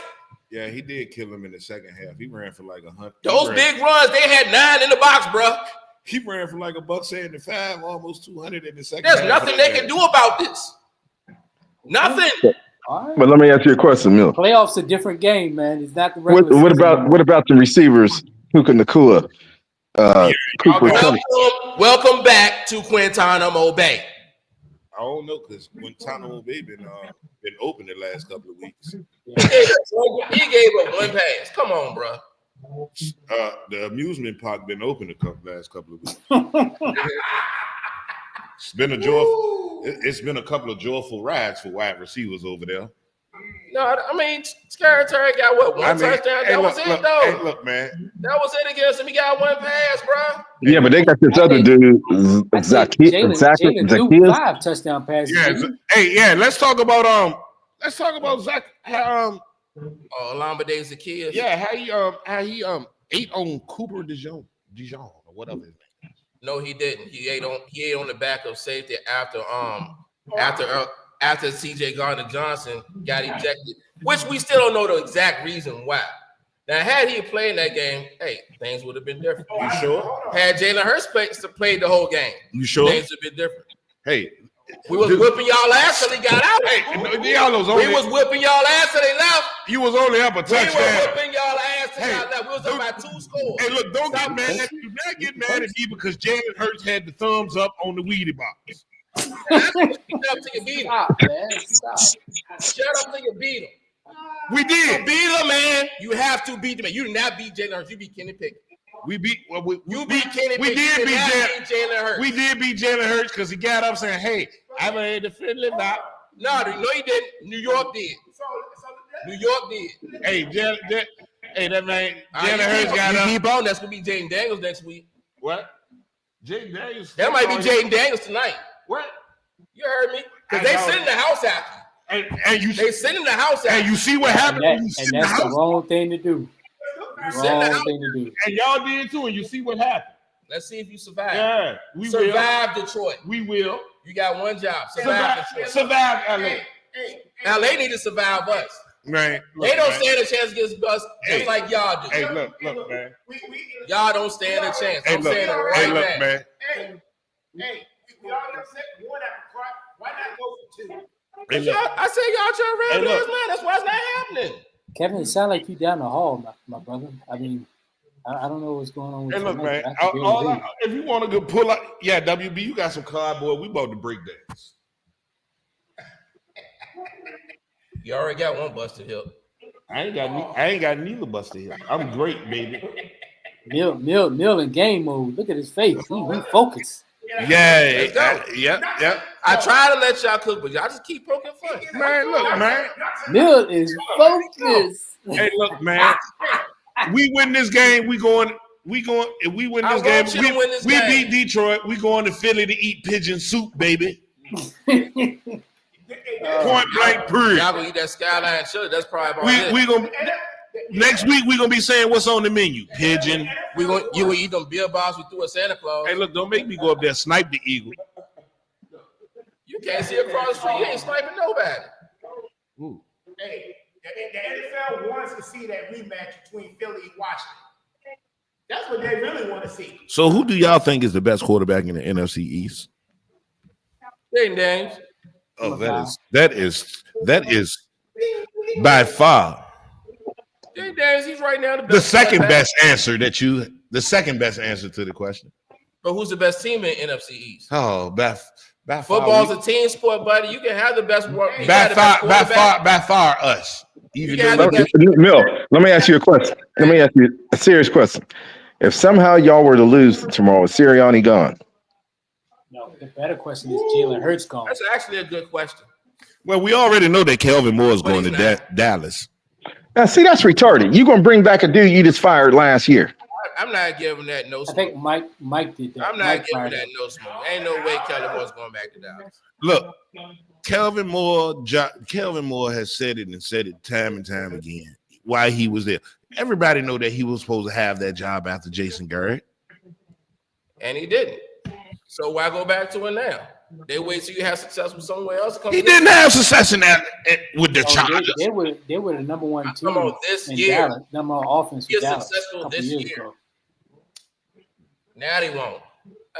Again, I think Mike McCarthy didn't. He had to find an excuse after that Green Bay game. Got rid of him. So Do you he kept think saying something. He physically said we need to protect Dak and run the ball more. after that Green Bay game. And then they damn near ended up in last place. Yeah. Yes, they did. Hey, look, do you really think I can't read. you really think that Chicago he gonna end up with the Chicago job? Because Yes. I've been like, I think the perfect fit for that Chicago job and what they got on the defensive side of the ball. Like you say, Ron Rivera. No, Oh, Pete Carroll. I don't think he's a good fit anywhere either. Well, here's the thing. Pete Carroll would be great in Chicago. I wouldn't take that job if they offered it to me. I mean, that whole organization is horrible. I think the spot for Kellen Moore, if he can get the right quarterback, if it was me, I would probably take a shot with the Raiders. I don't trust them. Hey, Raiders not in a prime position to get a quarterback. but look, but they said if Ben Johnson, because he's interviewing for that job, the offensive coordinator, Detroit, if he accept that Raiders job, Hendon Hooker going with him, so they'll have a quarterback. Like them Tennessee quarterbacks again. Yeah, but they didn't have 17 quarterbacks in the last 2 years. Hey, look, It's Detroit got the best backup, one of the best backup quarterbacks when they did draft Hendon Hooker. I think that backup quarterback for New England might be better than Hendon Hooker. Both of them come from Tennessee. I know that. I'm just messing with you, but I'm just saying. Who Jacoby Brissett? No, Joe Milton. Joe Milton. I said this higher upside. Yeah. Joe Milton should have been the starting quarterback this year anyway because he's better than Drake May. Here's the problem though. Ain't none of those dudes will never grow if you ain't got the right coach around you. So it's one of those deals where the opening jobs like Caleb Williams, I believe that brother's in trouble. Unless something dramatic happens on the offensive end where he gets a coach in there who can really mold him. No, Chicago needs a whole shakedown and change of ownership. I mean, that dude's in trouble. Everything. Chicago needs a whole change. The Raiders are actually got pieces in place they do. They got, I hate to say it, he might be top 4 or 5 tight ends already in the game. Oh, he is, bro. I said top 3. He nasty. He nasty. I mean, they got pieces in place. Max And the Crosby. fact that Georgia had that tight end and Lad McConkey and still didn't win the national championship, that should be looked into. What? They didn't win it. What? They didn't win it last year, did it? I said they didn't. It's Michigan. Yeah, that shouldn't have happened. Well, see, we could do that all day long. I can go back to the Ohio State days, look at John Cooper, look at what's been happening with Ryan Day, and say, hey, you get all these dudes getting drafted in the first and second round, but you can't beat Michigan, who might have 1 or 2 dudes drafted max. I mean, this goes back to the 90s when John Cooper was there. I mean, I remember one year in the first 2 rounds, he had 9 dudes get drafted. But yet Tim Biakabutuka ran for 200 and something yards in the first half. I'm okay with Michigan beating them every year. Well, if you're from Ohio State, if you're from Ohio, you can go 0-11. But if you meet Michigan, you're all right. That Michigan game is like, I mean, that's ridiculous. You don't lose that game. Hey, that's why that brother, the coach at Michigan, he good now. He beat Ohio State. That's all he needed. Beat him twice. Oh yeah. Well, Harbaugh beat him. No, the black coach. Harbaugh was suspended. Yeah, the black coach that's their coach now beat him twice. He done beat him the last 2 years. So he a made man. Yeah. That's got to be the most ridiculous rivalry in sports.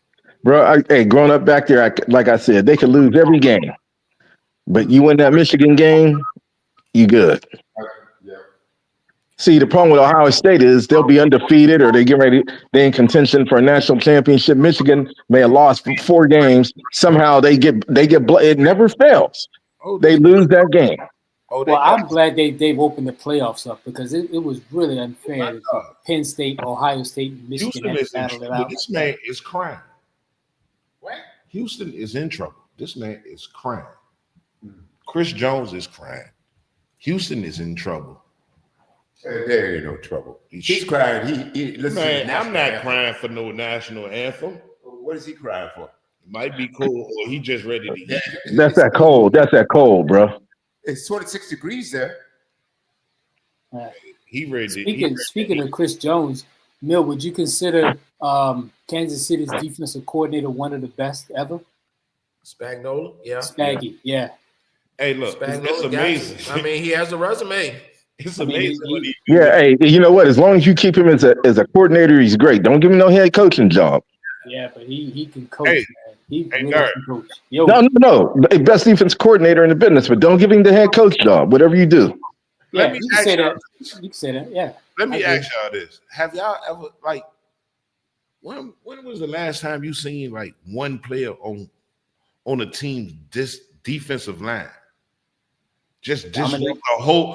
dominate and disrupt a whole offense like Chris Jones does outside? Aaron I've seen Aaron Donald do it.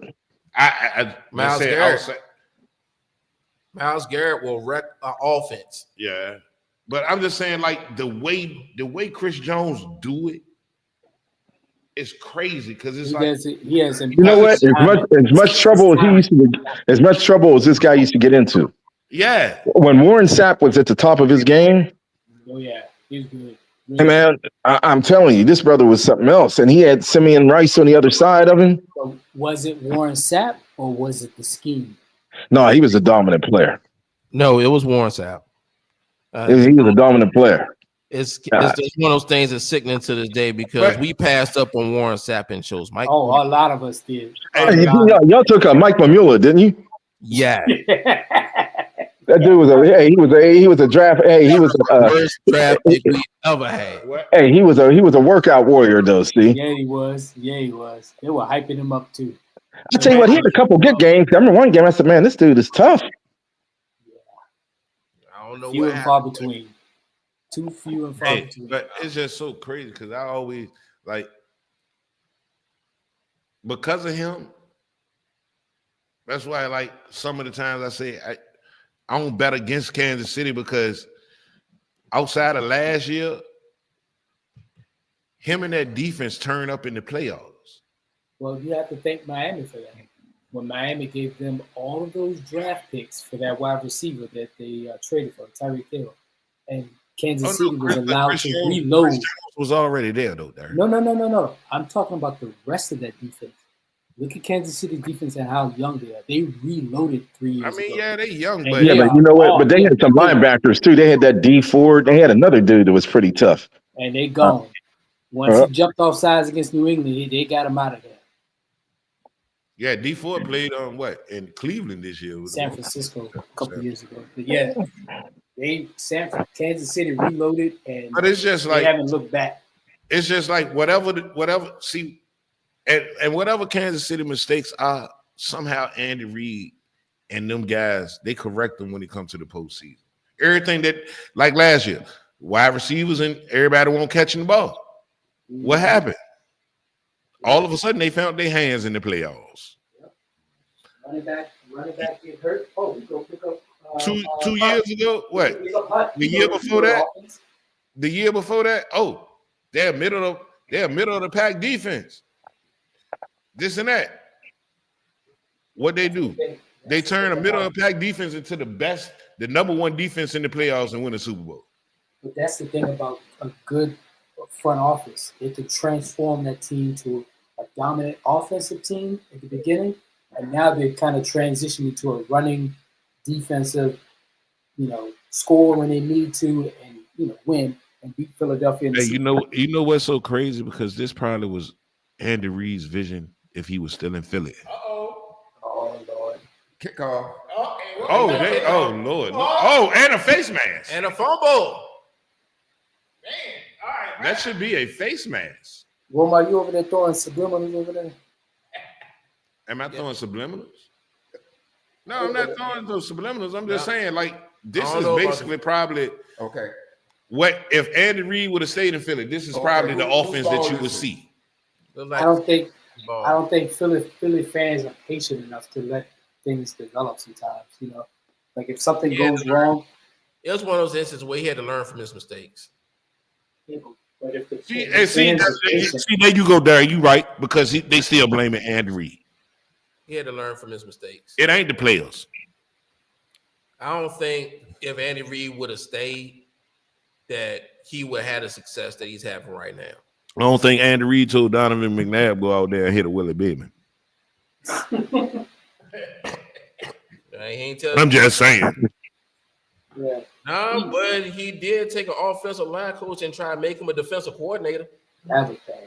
That was pretty bad. I mean, well, you know, Andy probably had Andy He probably. did hire a defensive line coach before hiring a defensive coordinator. Hey, well, look. He Andy was already blackballed by everybody because nobody wanted to work with him. man, look. Andy had too many drinks with Donovan. So Andy had to learn from his mistakes.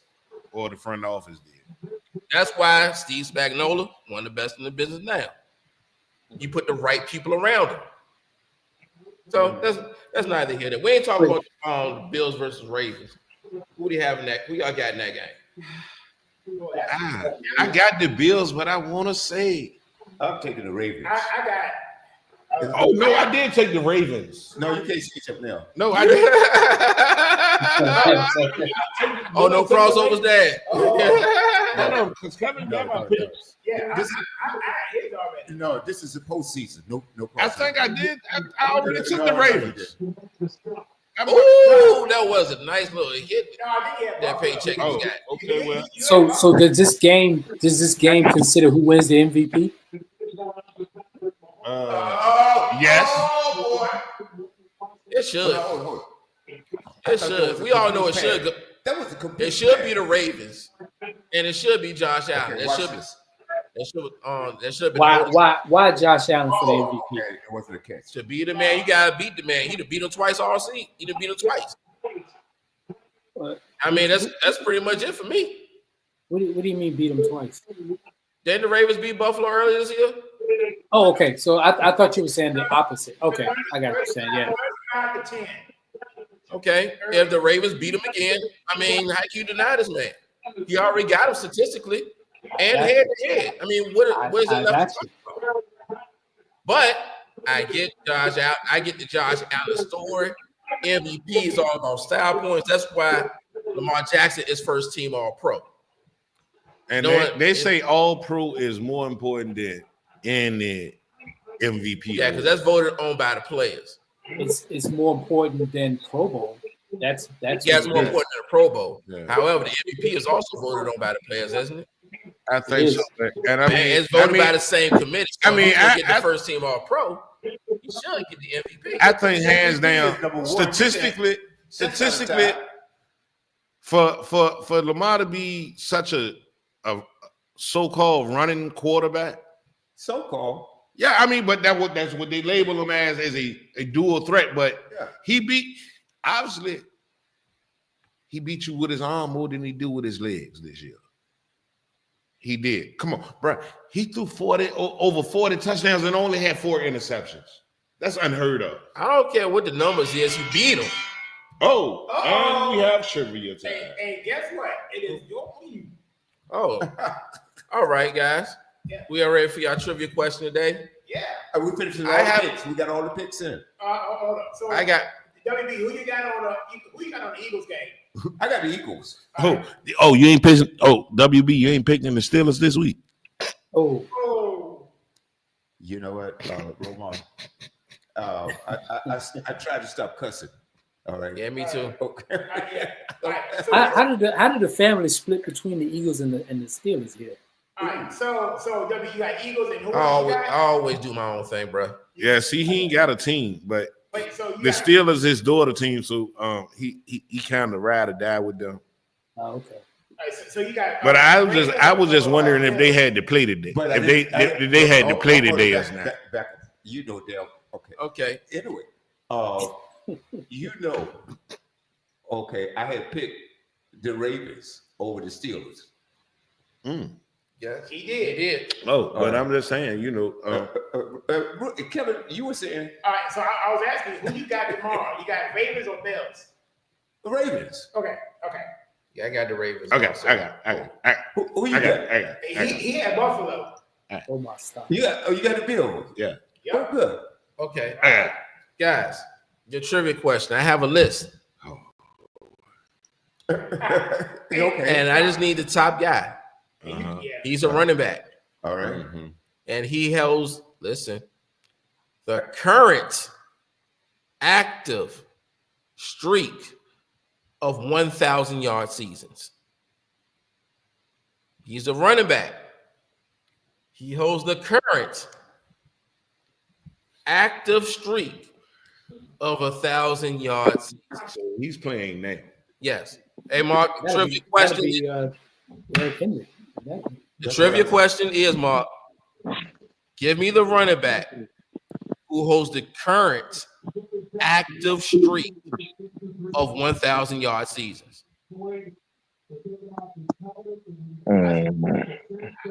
Oh, no. It's my homeboy over in Indy. Taylor. Active player, you say? Yes, he holds the current active streak of 1,000-yard seasons. Running back, he's playing right now. Well, there's a hint. He's not playing in this game right now that we watching, 3-0 Chiefs over Texans right now. But he's in the league right now, currently playing. He holds the current active streak of consecutive 1,000-yard seasons. I'm going to say, let me think here. Mr. Galway got Jonathan Taylor. I heard Derrick Henry's name tossed out there. I said Saquon. I heard Saquon Barkley's name out there. No, I'm going to say,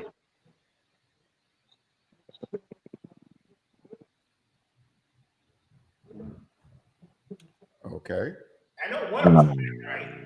Okay. I'm waiting Mark for over there Googling it. What you doing, Mark? I would have said Nick Chubb, but I mean, he got hurt. But Now, Nick Chubb, that was interesting. I That got was to a keep out. good call, but he got hurt. Yeah. I'm going to say, let me think. Don't wait for everybody else to still get it wrong. It ain't Austin Eckler. I don't care. I just want everybody else answer. No Austin Eckler. Okay. You got Austin Eckler's name Who you thrown say, out there. Omar? Wait, who you say? Because I I was say, I don't know at this point. I want to say Josh Jacobs, but I'm probably wrong. But Josh Jacobs out there. That's Yeah, a good one. That's That's a good answer, too. I don't have an answer. I'm going Aaron Jones. Aaron Jones, Green Bay to Minnesota. That's a good answer, but none of them are the correct one. Who is it? The correct answer is Najee Harris. I was thinking about that from Pittsburgh. Ain't no way. There's no way. He holds the current active streak of 1,000-yard seasons. He just had his fourth one. I thought He ran for 1,000 this year. Barely. Barely. Hell, I wouldn't know the difference. He don't get 3 yards a carry, maybe 2. But see, that's he good.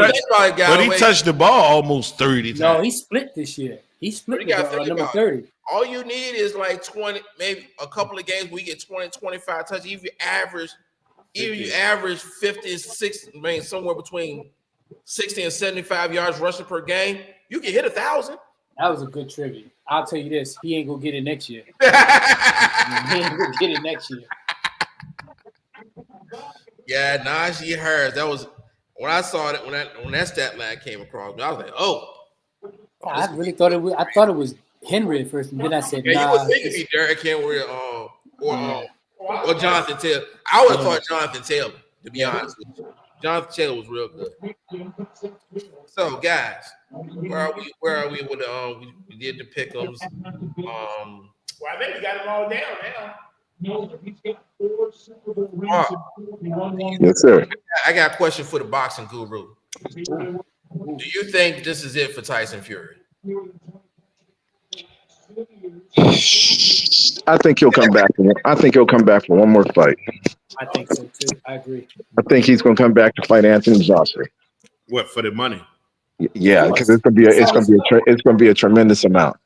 It's got to be a money grab at this point. Anything better than Because you know what? I ain't trying to be Especially funny. if they do it- Anything better especially than if they Logan fight Paul over there fight in show. Europe. I mean, If at they- this point in if the they fight in game, Europe, it's gonna be money.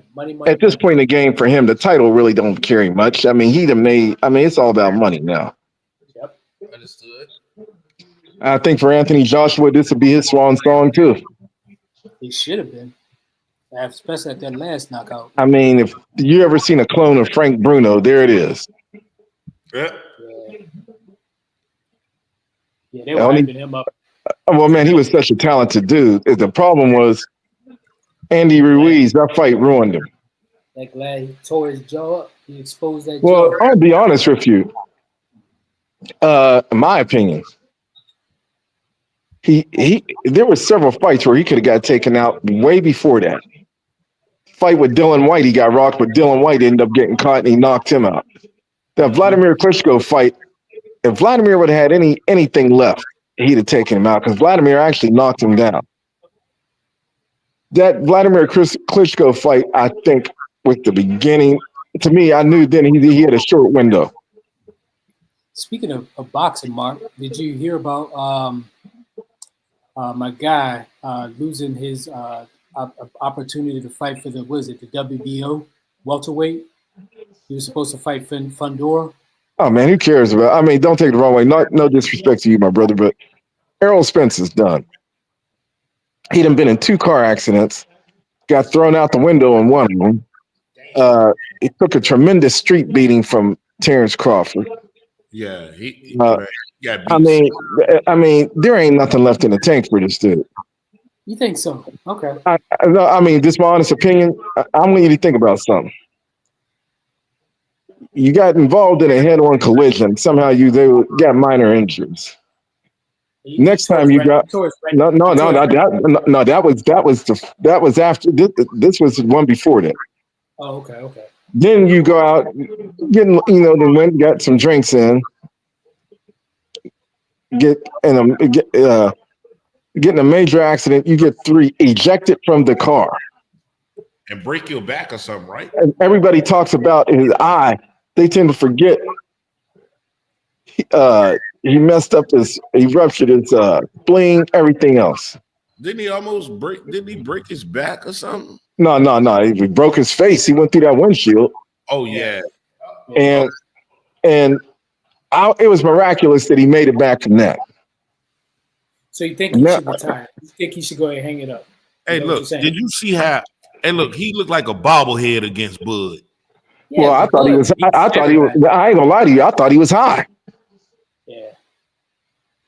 Yeah, he looked. Bud puts everybody through the ringer.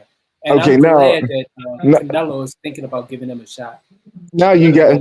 Well, you know, it's Canelo smart. So he letting Bud sit over there and get old. Yeah, that's what I was about to say. No. He's not doing that. He don't want to fight Benavidez, so he's considering. And let me tell you, bro. He'd be better off fighting Benavidez. You think so? Yes, he would, and I'll tell you why. Please do. Because you know what? At this point, in my opinion, with Benavidez, he got exposed the last time he fought. He went up and weight and didn't look. Did nothing. Now, for Canelo, that'd be an easy fight. I give him about 7 rounds. He fight Bud Crawford. He know he fighting a dog. I mean, that dude's a pit bull. Bud gonna come out and try to. And you know, I told the story a while back. I don't know if he was doing here. The one opportunity I got, and you know, with somebody a meeting, Terrence Crawford, it was presented to him. This is over 5-6 years ago. And they said, "Well, man, what do you think about if you and Errol Spence get in the ring?" And he wiped his hands. He said, "Easy work." Easy work. He said this 6 years ago, 7 years ago. Yeah. Do you think it would have been easy work if Earl had those? Oh, brother, it'd have been the same ass whooping regardless of when it was. I think Bud would have won, but I don't think it would have been as bad. I'll tell you why. I'll tell you. I'll give you this. I'll tell you this. This is the reason why I think it would have been. Bud Crawford is a modern day Bernard Hopkins in a sense. That when you fight this dude, you are not ever the same. You know, Tito Trinidad used to be my favorite fighter. I remember when they said he was going to fight Bernard Hopkins, I said, "Oh my God." I mean, Bernard totally street beating. See, we, see, we get to seeing stuff all nice jab and all this. What a lot of people don't get to see is when they in those clinches and stuff like that, the knee into the groin, Hey, man, Bernard was that type of dude that he beat your body up. Hey, Mark, let me ask you a question, Mark, when I get a chance. No, Bernard wasn't dirty. It was a street fight. That's the same thing. The same thing. It's the same thing with Terrence Crawford. They're identical fighters. If he fought Errol Spence, who I ain't gonna lie, I was going for Spence. He destroyed him. That beating that Errol, he fought Sean Porter, who to me is the one dude you don't want to fight because he makes you fight for 3 whole minutes every round.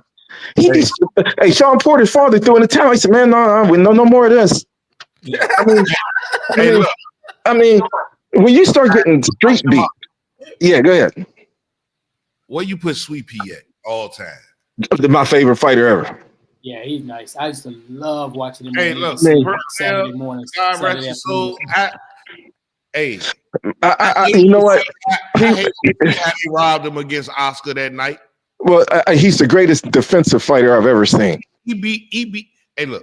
Hey man, he beat Julio Cesar. He beat Julio Cesar Chavez when he was at the top of his game and they screwed him with a draw. I mean, see, Sweet Pea. Now, this is the only dude. He's the only dude that I think, outside of maybe Roy Jones, that came up in that era. Hey, look, he beat the Sugar Honey Iced Tea out of Oscar De La Hoya. Well, you know what? Here's the thing.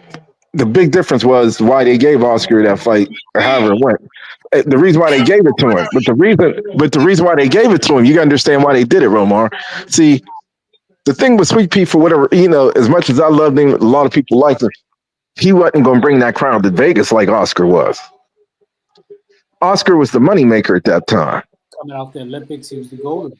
Yeah, so I mean, it was one of those deals with Oscar that if you did not knock him out or really take him into deep waters, you weren't going to beat him. And see, he outboxed him the whole match. It don't matter. It didn't look impressive. The point was, it wasn't impressive. It wasn't impressive enough for them to say, "Hey, we're going to give this to the Sweet Pea."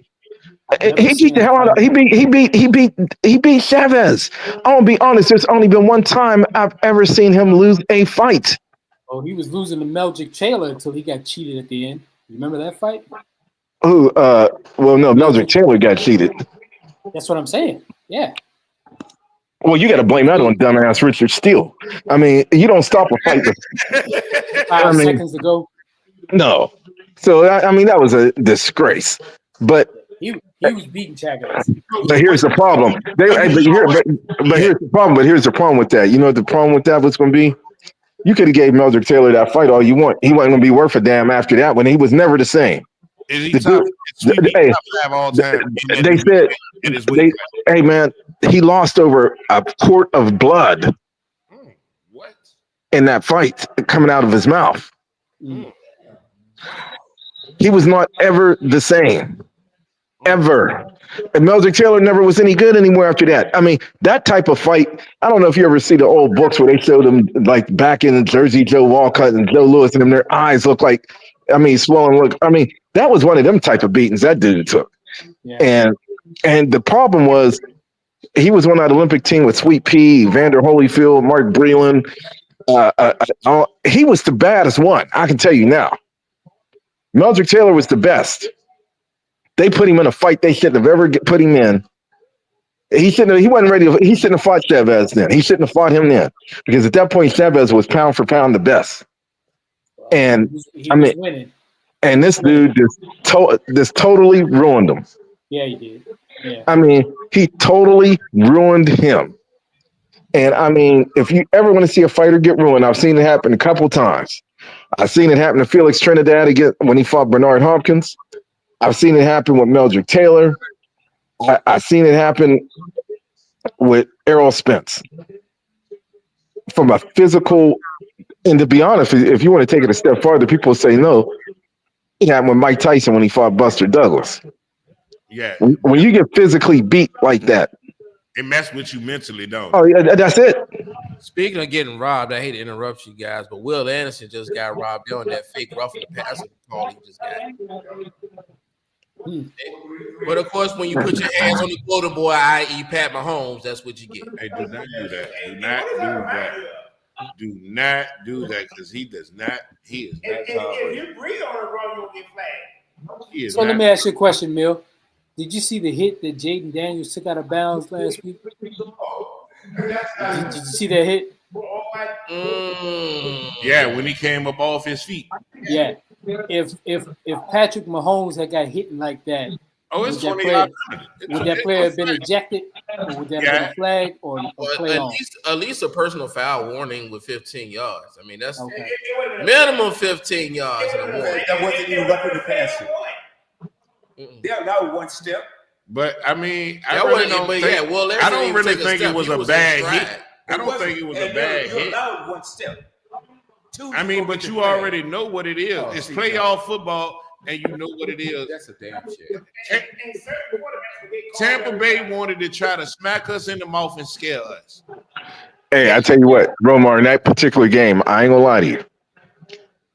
I felt like whoever scored last in that game was going to win. Whether it was that. I mean, y'all got that gift off the post. Hey, look, But- Mark, I'll take it. see. There go another one of you. There go another one of you. When it come to us, it gotta be luck, a gift, or something. Man, hold up. Now, when something hit the goalpost, you got. I mean, come on. I mean, I'm like I said, my opinion was I felt like whoever scored last Yeah, was going to win that game. but what I'm about to say to that is, think about it, Mark. Jaden Daniels ran to that side of the field, down the ball for a reason. For a reason. Well, I knew, Old boy was using the goalpost for his kick. but see, I take it a step further. I knew at some point. That's a hell of a catch right there. Who is this? Xavier Worthy. A hell of a catch. I haven't seen that. You have to know at some point. You know this. I know this. At some point, Baker going to do something wrong. Yeah. But Now I don't know whose fault that was on that handoff. Was it the receiver or was it the Baker? That was It on was Baker. Baker was on said Baker. Baker went on the sidelines. My fault. My bad. It was- But no, the time it was wrong. wasn't that play. It was the play that got blown up when they got when the snap count got messed up when they was down there in the red zone. When everybody froze and he hiked and they hiked the ball and everything. Yeah, I don't think they were supposed to hike it. I think they were trying to get us to jump off sides. Yeah, that was a play that changed the game too. That was big. That turned that touchdown to a field goal. And a call that we got that we probably shouldn't have got in that game on that drive to go down there to get the field goal. But I'm telling you, like, take the rookie off of his name because Jaden ain't a rookie. Hey, may I ask a question to the He is a crew? rookie. He is not a rookie. What's the He question? doesn't play like a rookie. You remember that conversation we had a couple weeks ago where we were talking about I'm changing to the basketball real quick, just for a second. And we were talking about who would you want to go see and who would you take your kid to go see? Yeah. And it came down to some people saying a shooter, some people saying an athletic person. Did you guys see that dunk that my guy did on Wembyama the other day? Oh yeah, we covered that though in the first 20 minutes. When he threw down on Wemby. Yeah. Did we all I see saw that dunk Oh yeah. Oh, you talking about the Blake Griffin that Ja Morant did? The Blake Ja Griffin. Morant. So are we? No, Are we? I guess the question is, are we still in agreement that we would rather see Trae Young over someone that can dunk like that over a 7'6" guy? Who is 7'6"? Well, Who's 7'6"? 7'5", whatever. He's not. He's 7'3". Hey, did you look that up? Now I looked it up. 7'3", where? 7'3" He looks 7'12", so there's neither here nor there. We all 5 foot nothing, so he tall as hell to us. Okay, so what's the difference between 7'3" and 7'6"? He's one of the number one shot He's blockers over in the 7 league. feet, so that's good. Is he the number one shot blocker in the league? That's the thing. He had 8 blocks in the first half of that game. Well, here was the problem when Jaw came for that dunk. I don't think Wemby really thought he was going to do that. The play was already blown dead. And he just jumps up there. But see, you don't want to put yourself in a position for that to happen, though. I mean, oh my God. He did I it mean, against Kobe. He did it against Kobe White as well.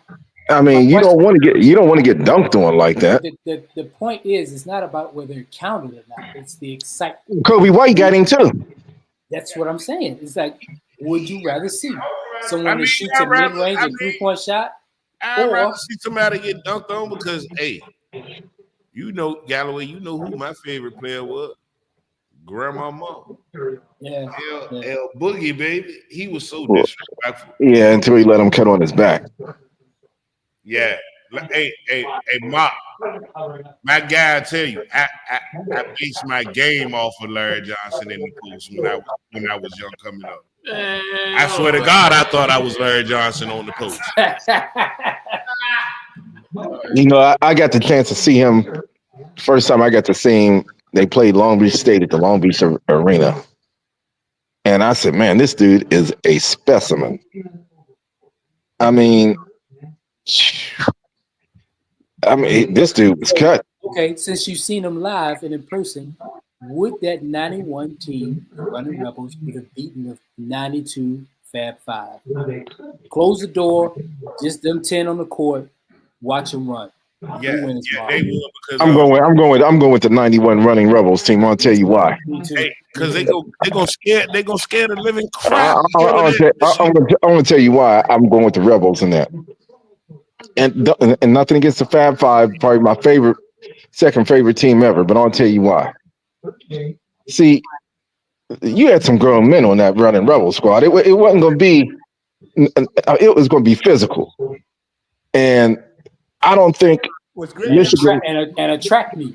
No. I'm talking about it would have been physical. You got you had some guards, Anderson Hunt, Greg Anthony. You had Moses Scurry, David Butler, Larry Johnson, the Plastic Man, Stacey Ogman. Hey man, them dudes were serious. Won't the center name George Eccles or So something? then you had George Ackles. Yeah. Hey, See, look, thugs.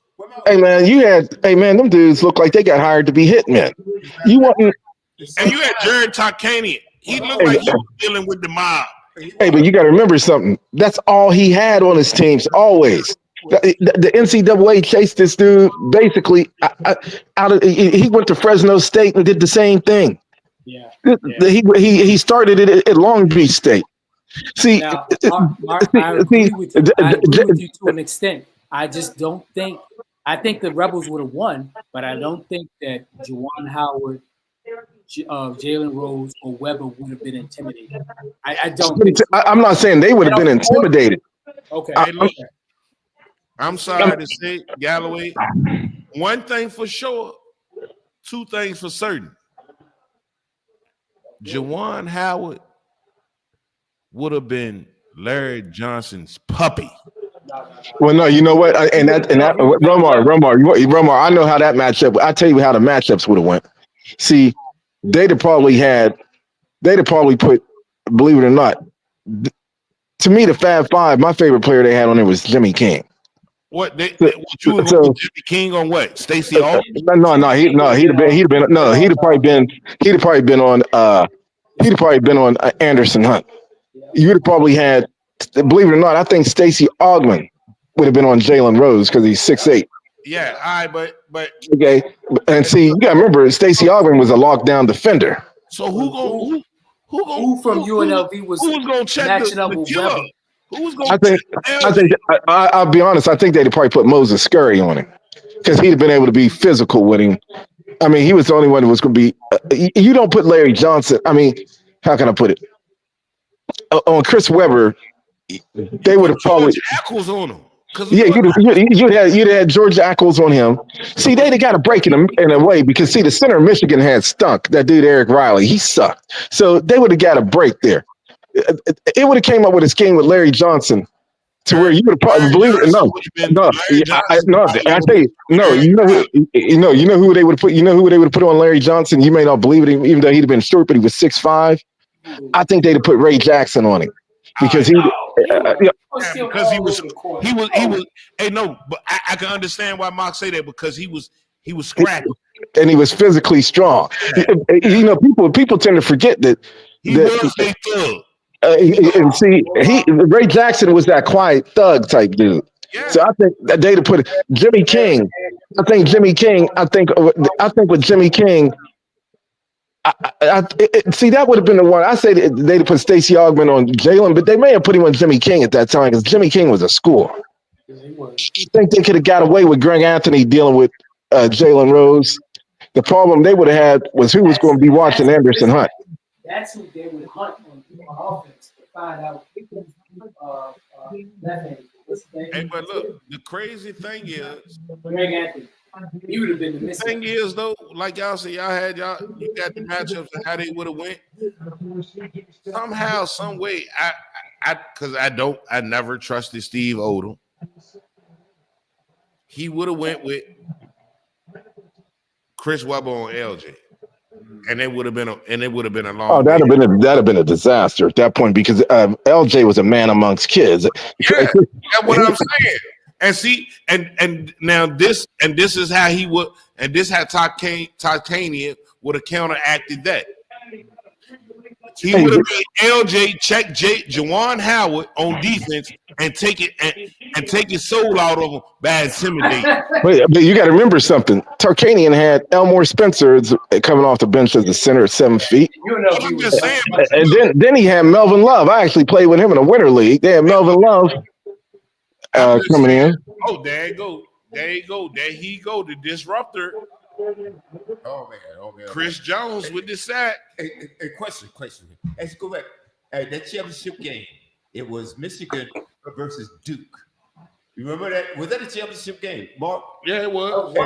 And Michigan, the Fab Five, they should have won that game. And Chris Webber had the ball on the outside, right? That was in North Carolina. That was North Carolina.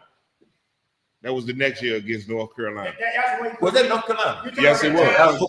Yeah, you wouldn't know the thing, but you wouldn't know the thing that's horrible. If you see that documentary, one of his own teammates was telling him to call a timeout. Yeah, the whole sidelines was telling him to call a timeout. Chris Webber is the greatest choke artist of all time. It is written. Oh boy, that's my man. He choked in Michigan. He choked in Sacramento. Well, no. I ain't putting. I'm not putting Sacramento on him. I'll put that on Peja Stojakovic when the dude, the prolific 3-point shooter, all of a sudden he did nothing. He did nothing but start shooting air ball threes. I said, hold up. Now he was the one that choked under pressure. Chris Webber had 1 point that second half of that closeout game. Yeah, but look, you know, but look, it was Peja Stojakovic that messed that up. Hey, look, man. The whole team was bricking. I give you that, Mark. But no, let me say this. No, hold on. Don't listen to real quick. Because his favorite player was Eric Montrose back in the day. What? Hey, I will say this, and I will. Hey, that's a ginger ale talking, Mark. Don't pay attention to that. I will say this, and I will admit, and Wilmar, you can listen to this real closely. I will admit the refs took that game 7. Hold on. I'll admit that. Look, no. Don't even let's not talk about game 7. Game 6. Let's talk about how they cheated them. That's what I'm saying. With the Samaki Walker halftime 3-pointer that shouldn't have never. But Romar, let me tell you something on that game. I remember that like it was yesterday. When Samaki Walker hit that shot at halftime, I said it's over. It never counted. It counted that day. But we all know that it never counted for real. It should have been the New Jersey Nets against Sacramento. It should have been. I'll admit that. But the NBA didn't want it. Here was the thing. The NBA didn't want Sacramento in that finals. It's crazy. You didn't want didn't want Sacramento in the finals. You took LA and the Nets, and then you turn around and after you figured that the Nets couldn't beat the Lakers, you throw in a bunch of. I'm not saying, I'm not calling them that because they did something that I ain't never done. They are professional athletes, but you let the Lakers, you get the Lakers lose to a put together a bunch of nobody wants you team, Detroit Pistons. I ain't saying they scrub. Oh, but by the way, just for the record, my favorite Tar Heel is Rasheed Wallace. I just want to put that on. Well, at one point he was mine too. Hey, look, am I lying? But like, I'm not saying that they. All right. But that was a couple years later. Hold on, but I'm just saying. Think about that whole team. Chauncey Billups, great point guard, but he was a player that nobody wanted, but because nothing wrong was with his career. You know what? If he didn't get that run in Boston, I mean, if he didn't get that run in Detroit, he might have been damn near out the league. I mean, but think about it. Think about it, Mark. He stayed in the playoffs constantly with KG in Minnesota. I remember him getting drafted by Boston. He barely played. I think he went to Denver. No, he went to Minnesota after Boston. He played for a lot of teams. And then ended up in Denver before he went to Detroit. Because remember, that Detroit team was built off of a lot of trades at All-Star at the trade deadline. Well, the icing on the cake was getting Wallace, to be honest with you. I mean, yeah. That was the icing on the cake. And the reason the Lakers lost that finals was because Kobe and Shaq were kind of feeble. Hey, look, the reason that Kobe lost that finals for the Lakers because he got tired of chasing Rip Hamilton. Kobe was done. I mean, you can say That's the bottom line. No, the reason why the Lakers lost that. Look, Karl Malone don't get hurt. That too. They win that. Trust me. If he doesn't get hurt, they win that.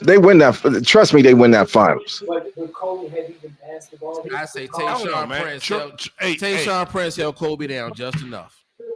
Well, he made a big difference. Hey, look, man, Detroit beat them people 4-1. Tayshaun Prince was just enough to keep just to nullify.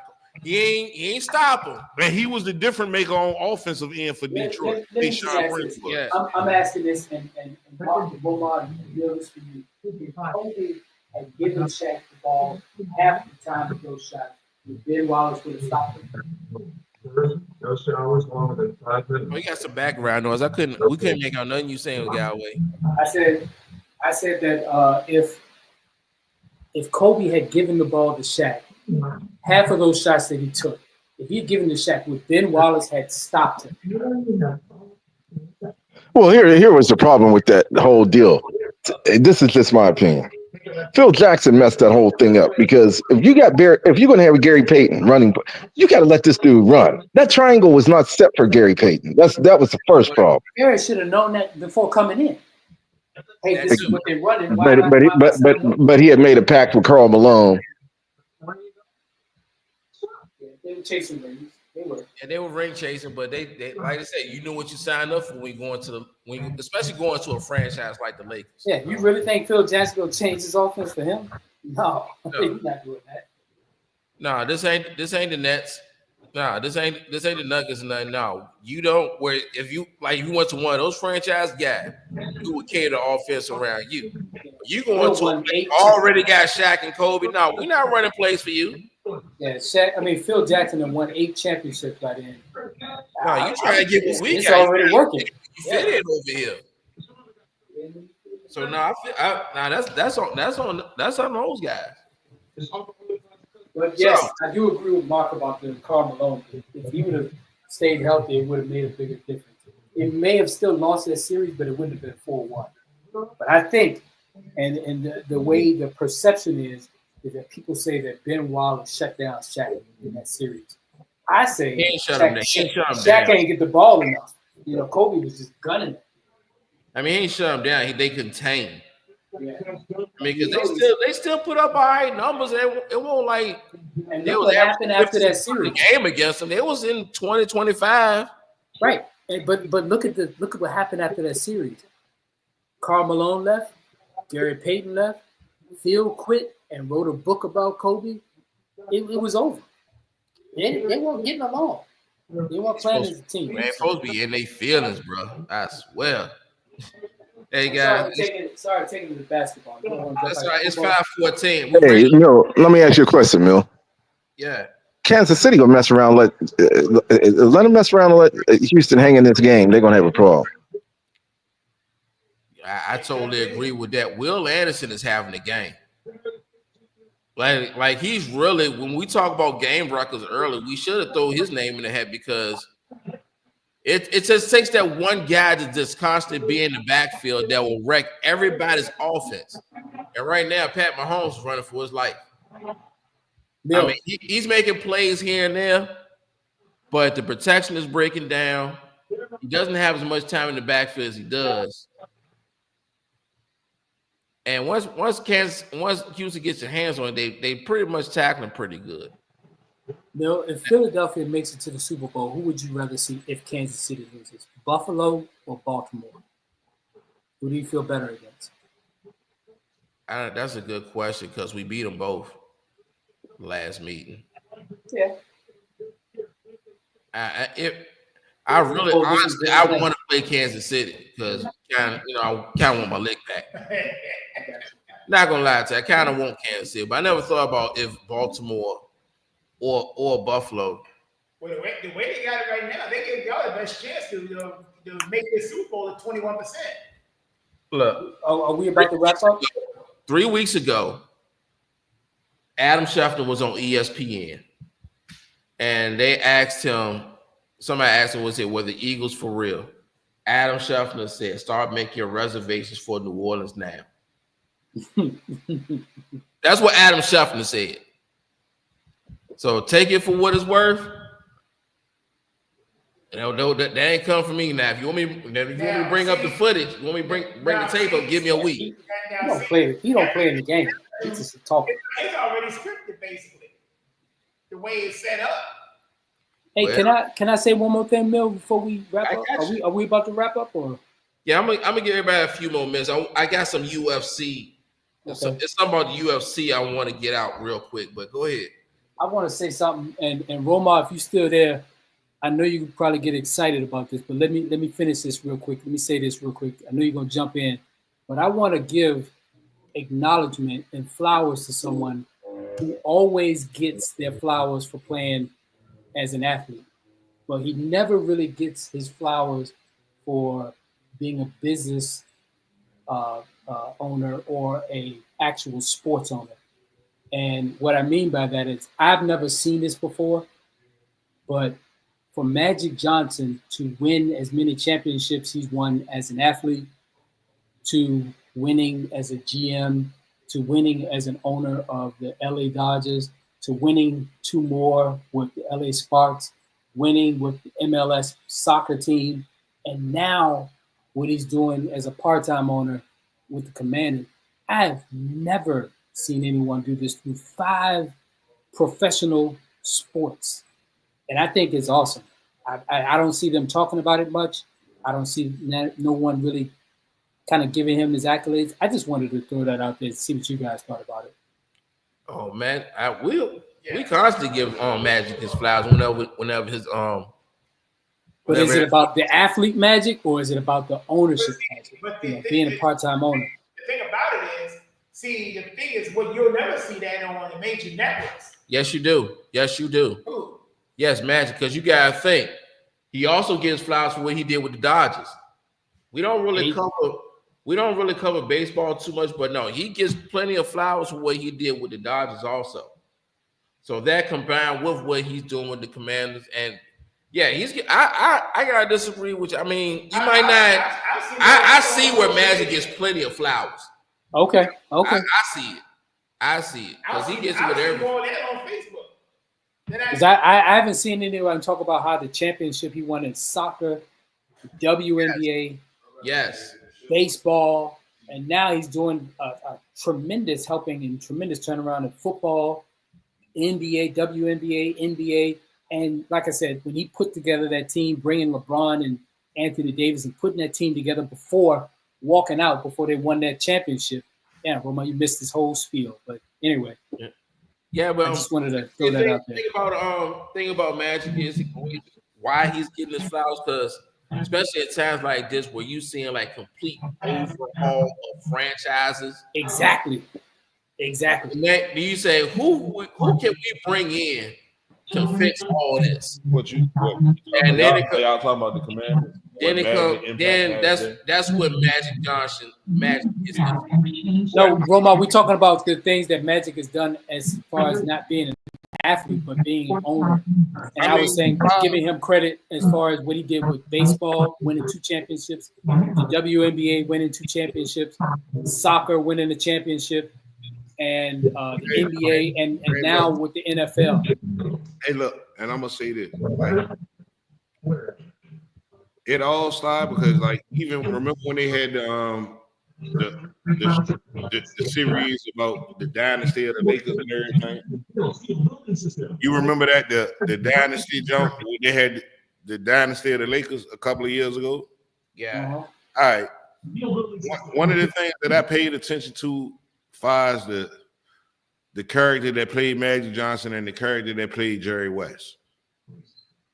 I mean, Bust, the owner of the Lakers. Yeah. They both took a chance on each other. And what Magic did from learning from under Jerry Buss was those type of skills of management and building teams to be winners. That's all he did. He used what he learned from Jerry Buss, and that's why he's so successful. I can go along with that. Yeah. I can agree with that. I mean, come on, Jerry Buss bought a Lakers team and formed a dynasty without having the money for the team that he owned at the time.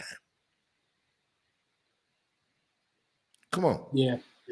Hey, he's a cool dude. I met him one time. Come on, man. But He gave a kid a $25 million deal for what? 25 years, $1 million. He made Magic the highest paid player in the NBA ever, even though that was an outrageous deal. Yeah, that was $25 million for 25 years. That was horrible deal. I got a question. Is Mark still on the line? Mark's still here. Hey, yeah. So anyway, I got a question. I believe Magic was a rookie. Or he played with Kareem, right? Yeah, they won a shit. Oh, yeah. Well, check this out. Remember when Kareem went down and Magic played center. He played center, scored 42 points, 13 rebounds, and 15 assists, triple double. My favorite player. You know my back history reports on this guy every year. Somebody doing their homework, right? And I'll tell you something else. He was also tell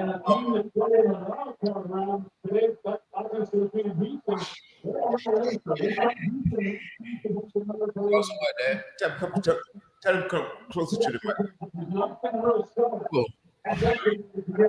Hey, Derek.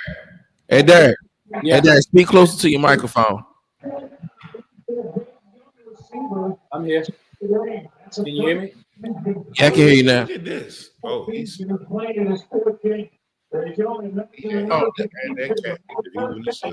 That's Mark got the back. Now, what you saying, Derek?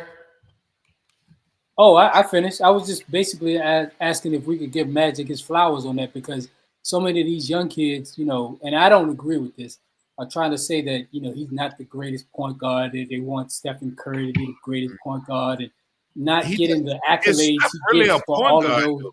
I don't think so. No, he's not. But the accolades that he does as far as being an owner, I've never seen someone own across so many different platforms and wins everywhere he goes. But he's like he's an owner in all these franchises, but it's not like he's a majority owner in them. Oh, that's baloney. No, like he just has sports. I'm just saying, like most of these teams that he owns, like hold on, far as the Commanders go, he's not a majority owner. He does not have a majority stake into our franchise. He's almost like he's just a face. No.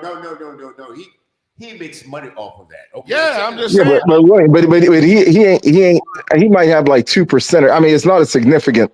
Yeah, that's all I'm saying. All right. Like Yeah. even with the Dodgers, it's not a significant amount of ownership, but being who he is, his presence, and the things that he do. So let me get this straight. You just saying he a figurehead? He just there for face value? That's it? Well, So well, my thing would be this: when you look at the value of these teams, and say it's $2 billion, Magic might have went in with an ownership group where he might have invested, let's just say 10 million of it. He might have a 2% stake in what happens. I mean, as far as ownership wise, which that will equate to some money. But I think in his case, I mean, a lot of these, I mean, I ain't gonna say a lot, but you get a lot of these guys that they go in part ownership, even with the Dodgers. He might have had a 3 or 4% stake. They ain't gonna trust me. They're not gonna let him get that. But being who he is, he's still gonna put seats. He gonna put seats. Just knowing that he's a part of that, his reputation is carried to where just his name being involved is enough to bring things to where they say, "Hey, Magic's a part of it. We good." Yeah, Okay, that's now, all now, I'm saying. check this out. Check this out. Say he got a 2% ownership. Okay. Okay, all right. I'm gonna give you an example real quick. no, I ain't gonna bring Magic stand on this zone, Romar. No, you ain't do that. What? I'm not hating, but I'm just saying, like, No. he's pretty much a name in the face to help put butts in seats to bring money If you think in the he organization. could more, or they would give him the option to have more percentage, he wouldn't do it. You're not gonna let that man. What Romar is saying, they're not. NFL ain't into that. No, what Romar is saying is, I think what Romar is saying is, hey, of course, if they offered him more of a percentage, he would take it. But the bottom line, this is what we're going to give you.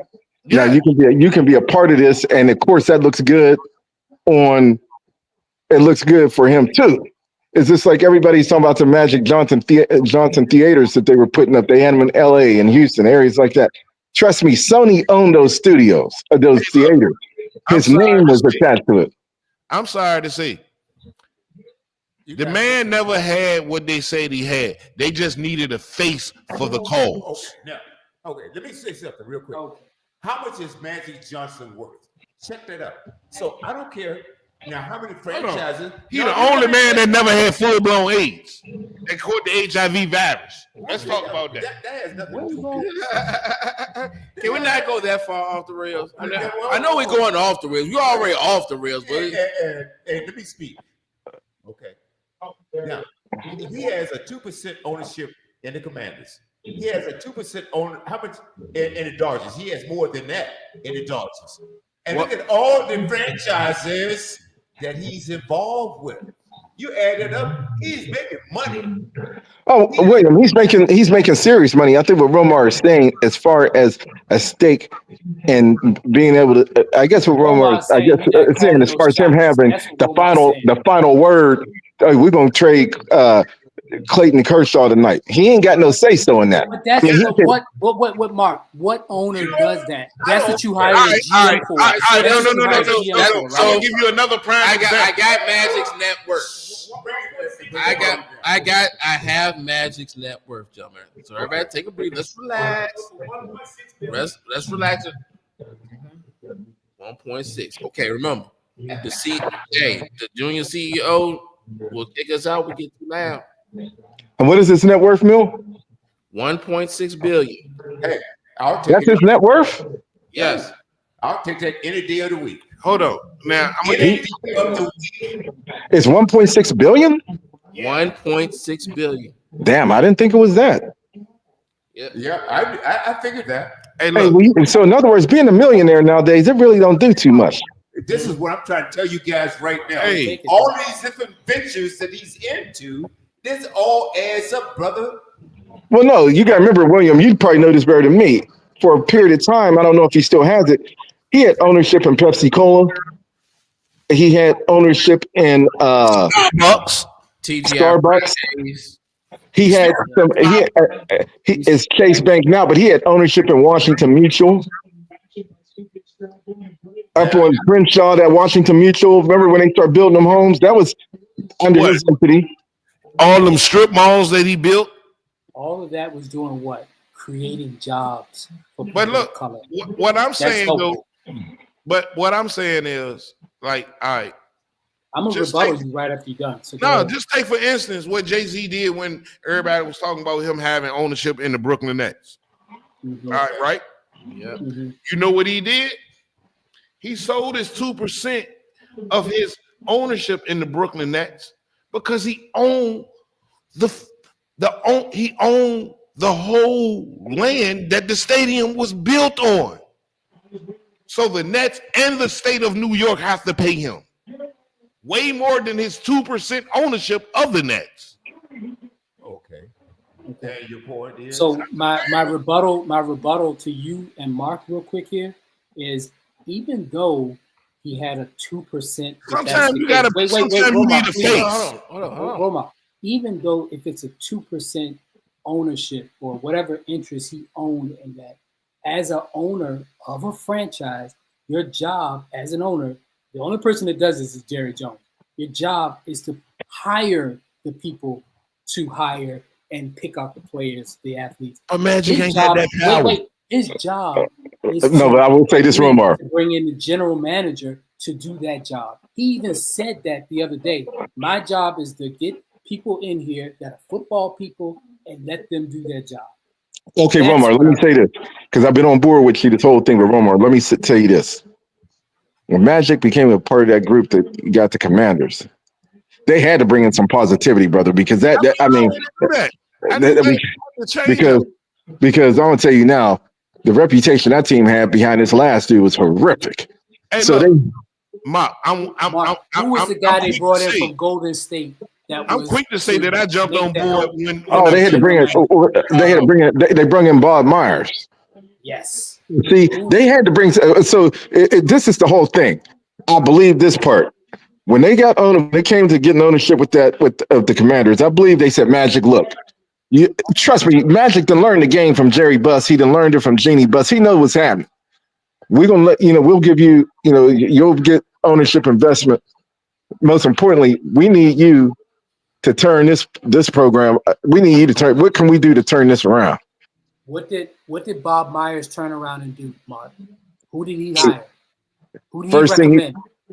First thing he did when Bob Myers came in, he said, "Hey, as far as getting Magic into the ownership group, as far as putting them in a position where they will get business-minded people in there, and they were going to get general managers in there that was going to change the culture of that team." Recommended who? Adam Peters, correct? Yep. Okay. Now, who did Magic also help bring in as far as an offensive coordinator? That offensive coordinator was going to the Raiders, wasn't he? Hold on. Who swooped in at the last second and brought in the offensive coordinator we have now? That was Magic. So again, even though he has 2% ownership, bro, he know how to talk to these people. He know how to sell. He know how to sell what he need to sell to you. But that's what I'm trying to say to you. Where I feel like you were trying to belittle his, like. I'm not trying to belittle him. I'm just saying that. I'm just saying, like, with the things that's going on and a lot of things that he got to do with organizations, his name alone brings a presence that nobody else does. And again, like I said before, each team I named, they all have at least 1 to 2 championships with them. To turn around this team from 4-13 to 13-5 is. But can you really say that is really Magic? Because I think hold on, man. Because the owner picked by these teams, and he got a couple of franchises that he done turned around into winners. He didn't turn around in 7-6. But listen, he did. He did, listen, but then it's caused some things to hurt. Magic brought in Bob Myers. Bob Myers brought in Peters. Peters brought in Quinn. Quinn in turn helped with Adrian Peters bringing in all these players. That's my point. It started with the help of Magic, starting from the top. That's exactly what I was saying. That's exactly what I'm saying, because you can't say that Magic is just a figurehead. No, hell no. The brother just broke it down for you. He was like, no, do you think you take a mind like Magic Johnson that they're not going to and listen to what he has to say? So he's more than just a figurehead. Oh no. When it comes from a business standpoint, when it comes from a business standpoint, and especially with knowing how to relate to what's going on, you got to have a dude like Magic goes without a doubt. But hey, nothing against it. Hell, at one point, you remember Nelly had part ownership in the Charlotte Hornets. Now I don't know how much of it he had, but he had some. Serena Williams had part ownership. J-Lo did in the Miami Heat. They gave him small. I believe that was more of investing than anything else. And for Magic, I think not only was it an investment thing for him, but they needed his input. You got to remember the guy that was his agent, Lon Rosen. Hey man, that dude was phenomenal with how he got Magic to where he is. And trust me, all those people that you name how many championships do all of them have? 0. Correct. It's 0. And I just named at least 7 or 8 championships from each league, professional league. But let me ask you a question. See, when you bring in a guy like Magic, you bring in the number one word you just said. From a standpoint, from a fan's perspective, he's a winner. Right. So see, when you bring in a Magic to be part of your ownership group, the first thing you thinking in your mind, man, now Magic getting involved, we gonna win something here. We getting ready to see a change. Hey, when the Dodgers was getting close but couldn't finish out, they bring in Magic. They won, then won twice. He also brings in that ethnicity that they need. What I mean by that, the Dodgers didn't really have a lot of black players on their team before Magic got there.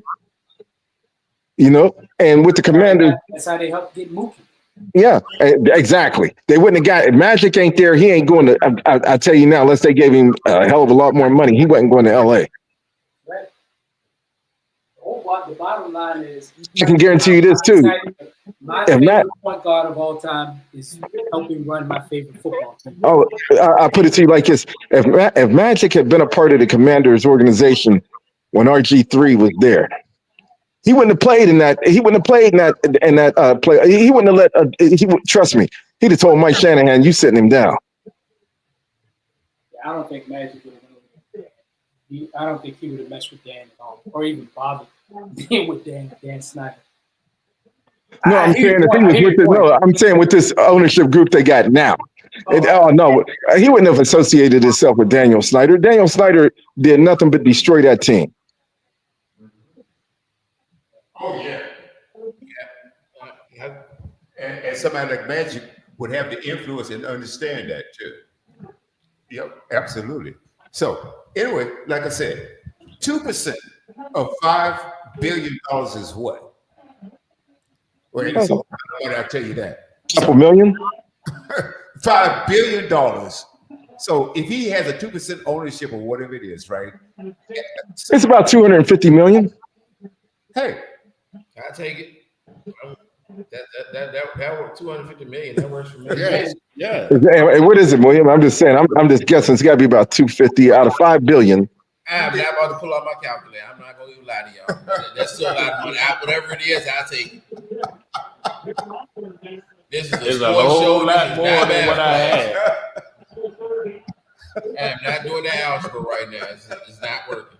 What did it come down to? About 200 million? A whole lot of money. oh my God. What we making right now?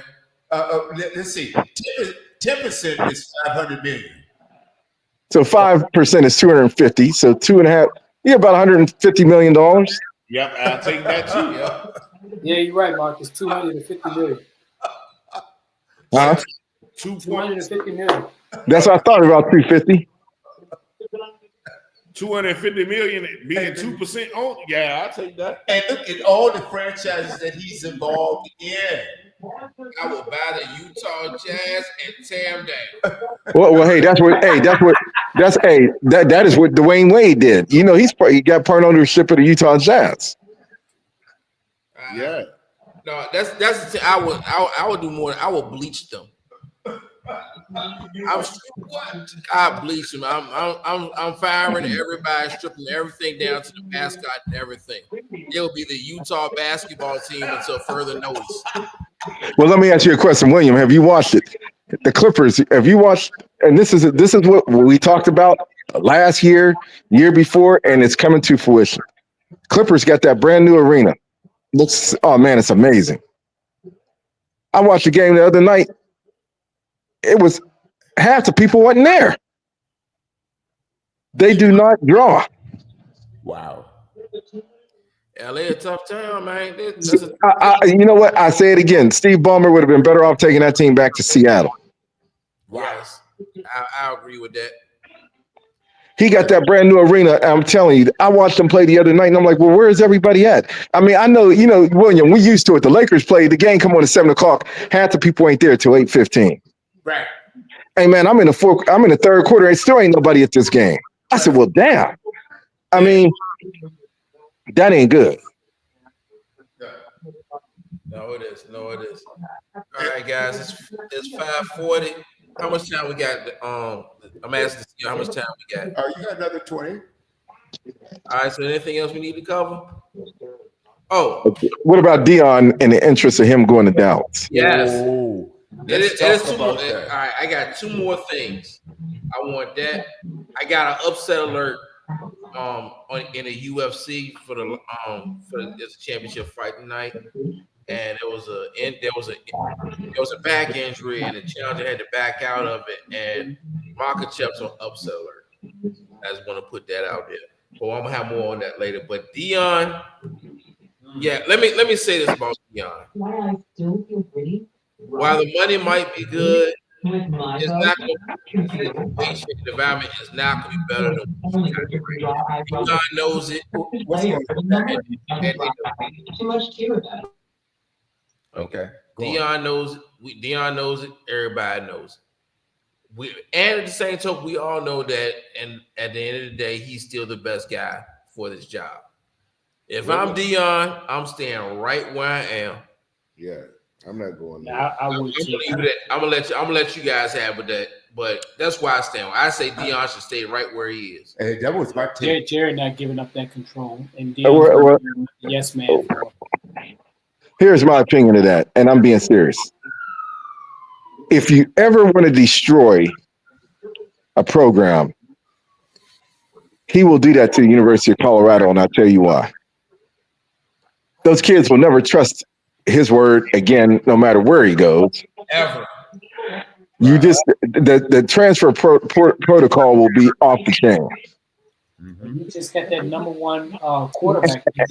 I mean, so in other words, the integrity that you have, everything is shot. Yeah, everything that you done built on far as your image on caring about these kids and everything, go out the window if you leave. Now, my opinion is this. You know what? Go there for at least stay one more year. Well, damn, he did the same thing to Jackson State, didn't Yeah, but he helped Jackson State out. Trust me, that put Jackson State. He took money out of his pocket and made that program and facility a whole lot better for them kids.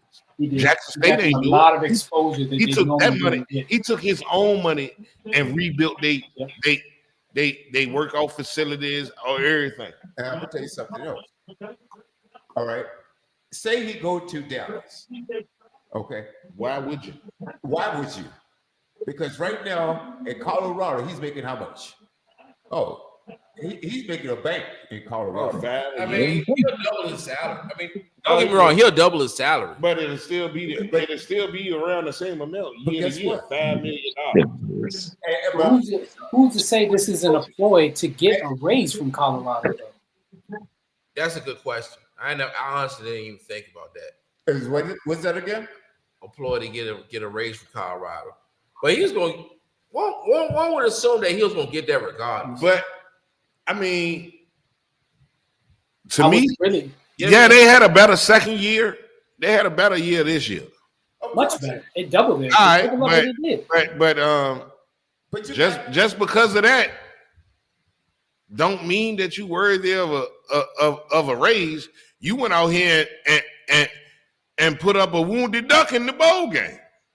Robert Hicks. Omar, they were 2 years ago from being 1-11. Hey, look, Derek, I understand all that. And everything. Yeah, he done turned around the program. But what is Dion rocking in bowl games? He ain't won one yet. No, he hasn't. Well, But he just getting You started. sitting there acting like you've been coaching for 10 years. Just getting started, Galloway, too. don't. Come on. But still, you done been in like 5 or 6 bowl games since you done started coaching. I don't know. Yeah. Okay. He hasn't won a bowl game yet. No, he lost that Celebration Bowl a couple years ago. He ain't won no bowl game. Okay. Hey, Okay. hey, look. You're talking about a guy that's coming into a situation where it's to the barrel bottom, nothing, no talent, no nothing, right? Now, he was at Jackson State for 2 years. Where were they before that 2 years ago? Prior, All right. right? His name Where was Colorado 2 years? His name alone has brought a lot of players to any program that he's been at right now. Yeah. I'm not taking away from his overnight. coach. I'm not taking away from his coach abilities or nothing. But the name alone, Deion Sanders. Well, he's going to change the culture of that locker room if he was to go to Dallas. Yeah. But my thing is this. This is just my opinion. I can't tell anybody on how to make their money, but I will say I feel like he owes it to those kids to at least give it one more year. Yeah. Oh, absolutely. Especially after your son going pro and you land the #1 quarterback. Because to me, and this is just my opinion, now this, unless it's something he don't want nobody to see, now this gives me the opportunity to see what type of coach you really are. Because see, you know, it was all fabricated on your sons, you know, Travis Hunter. Now let's see what you can do without them. Now, hold on, Mark. Let me ask you this: how many bowl games has Mike Norvell won, who Florida State picked over Deion? The same Mike Norvell that went 1-11 this year at Florida State.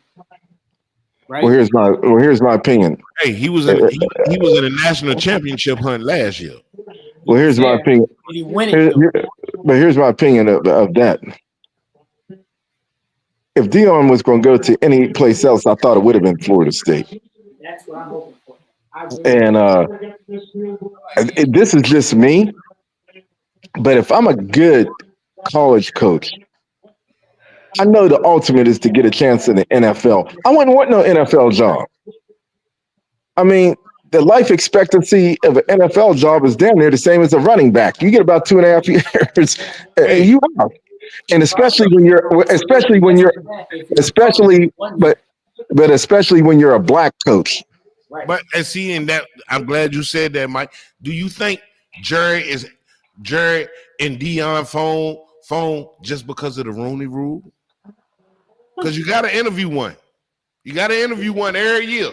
Let me rebuttal you on that, Romar. I'm just saying. When was the last time? Name me the last time you seen a black head coach of the Cowboys. Well, they ain't never really had that. Well, the answer is never. The answer is never. Never have been. I'm just saying, is Jerry reaching out to Deion just because of the Rooney Rule? Possible. Or because Jerry just loves being in the spotlight. So let me ask you a question here, Romar and Mill and all you guys. Now they got several, just outside the Cowboys head coaching job, which I don't believe Deion's going to end up getting that job anyway.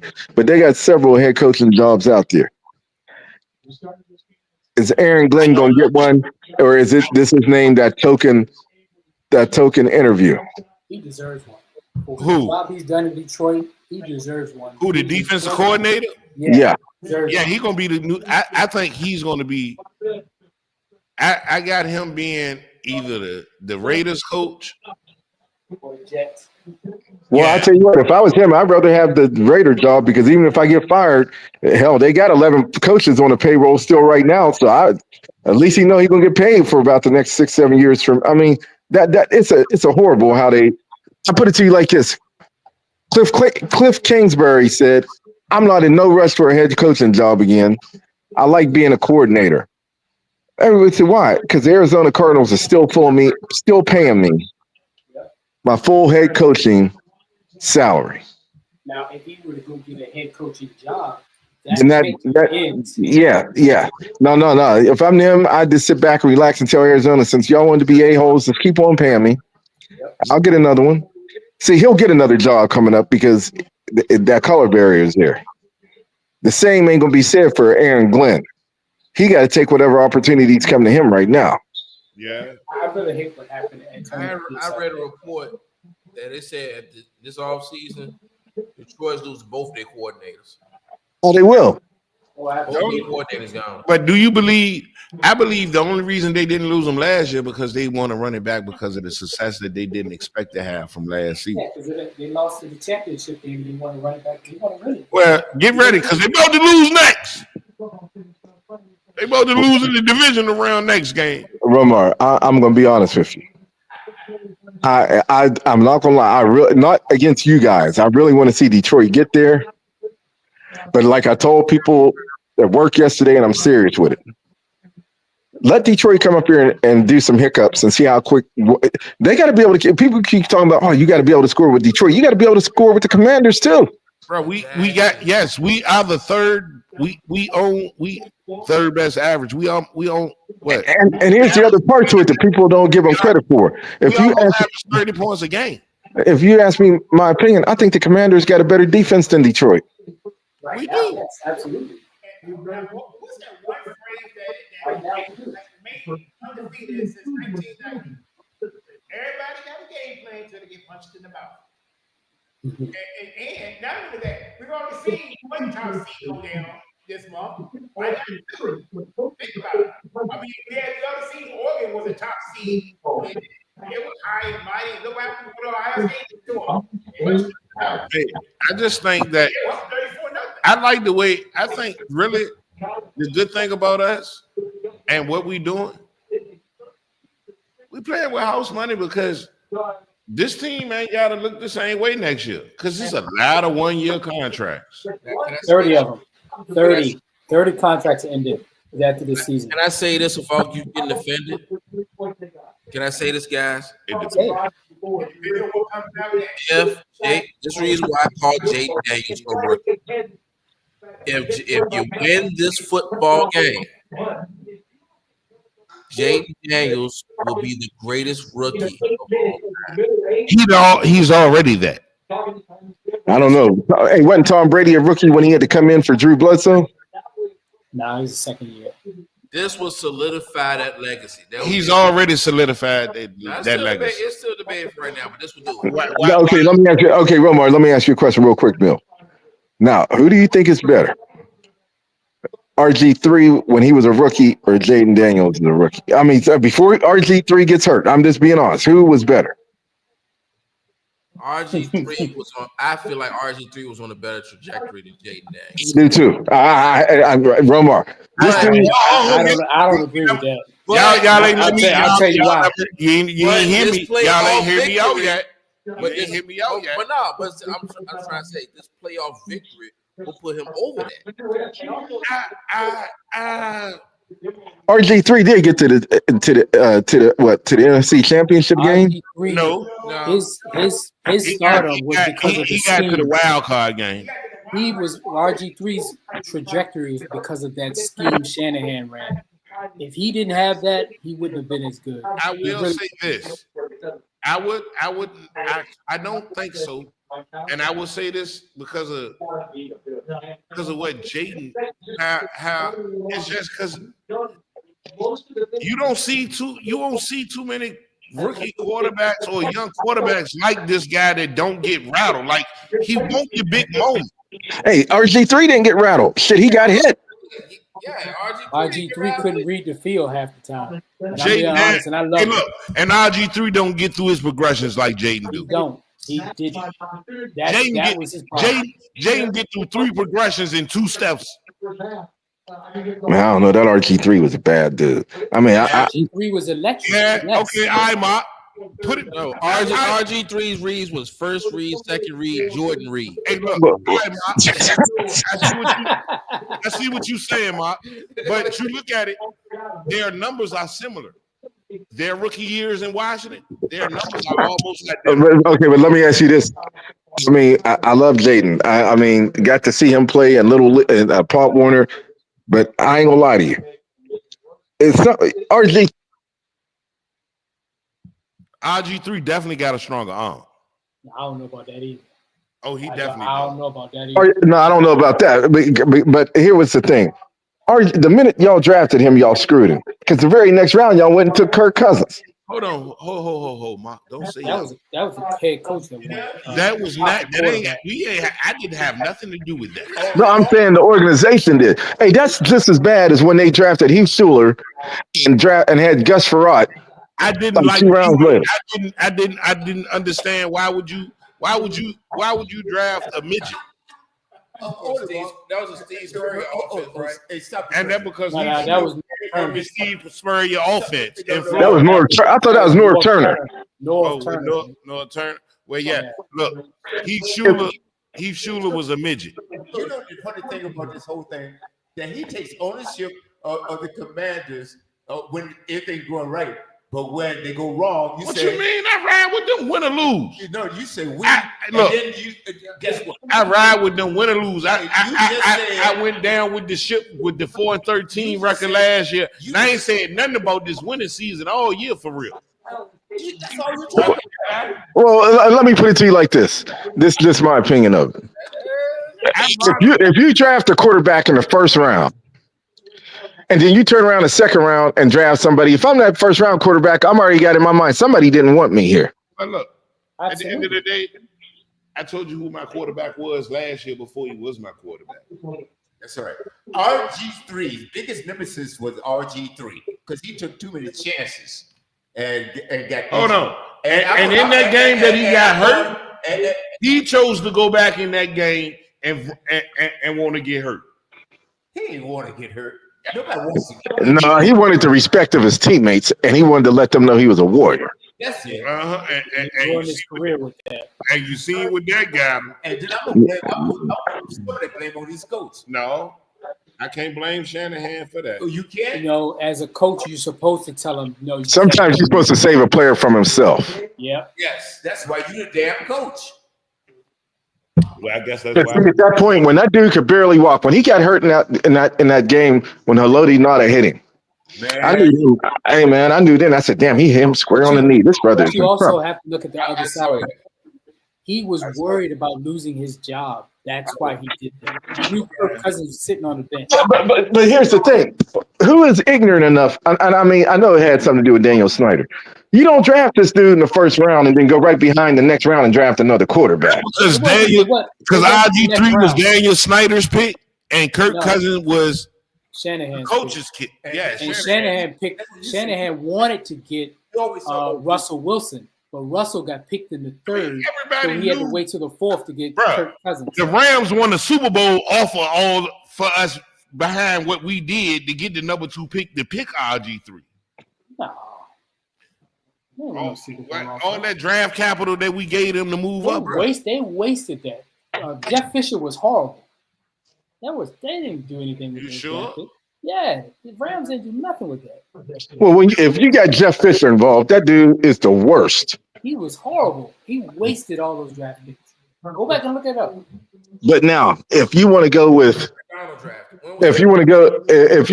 put it to you like this: once the Commanders would have been better off if they was going to do RG3 like that. Why even draft him number 2? Just wait till get Kirk Cousins in.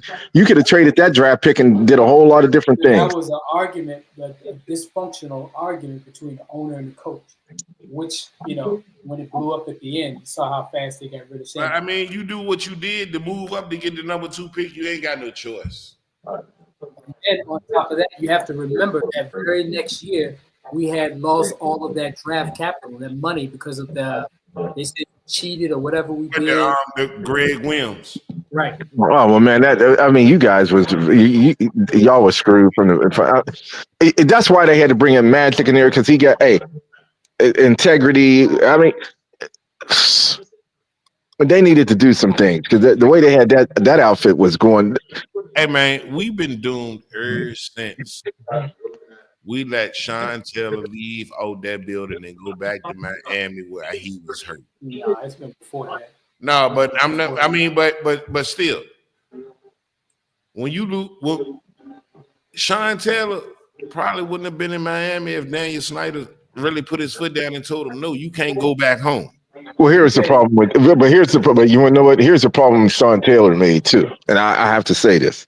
And reading that documentary, he let his sister have parties and stuff at his house, And I mean, and from what I understand with the sister, she was hood, so I'm pretty sure she got to running her mouth about everything her brother had.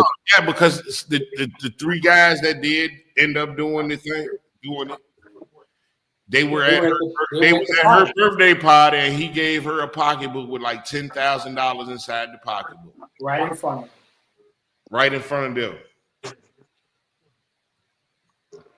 Because But- see, my little sister wouldn't have been able to have no party at my crib. I'd have been like, "Look, you know what? I'll rent you a hotel ballroom or whatever. You ain't coming."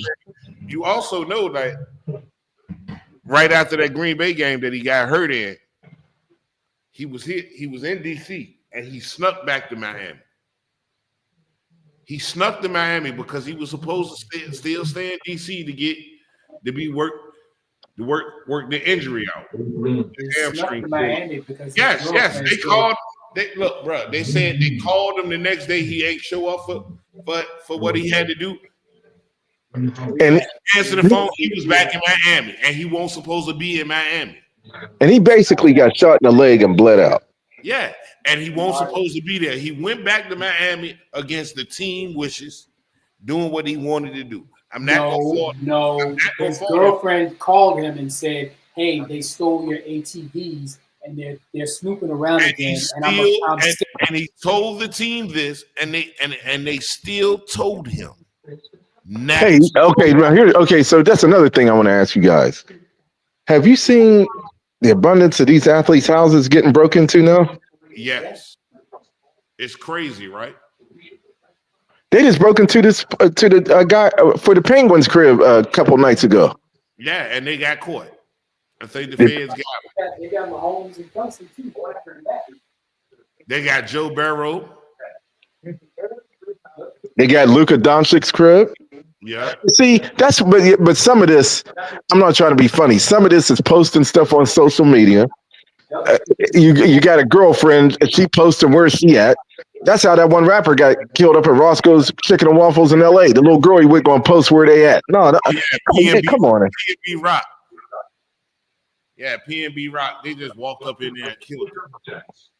No, they asked for the chain. Take the chain off your neck, and you refuse. I mean, but still, they just walked in there and killed them, bro. That's insane. It's kind of crazy. You go in there and chain, but it was you walk in the Roscoe's Chicken 2 minutes after his girl posts where they at. Well, let me say Come on, this. bro. Hey, the same thing happened to Pop Smoke.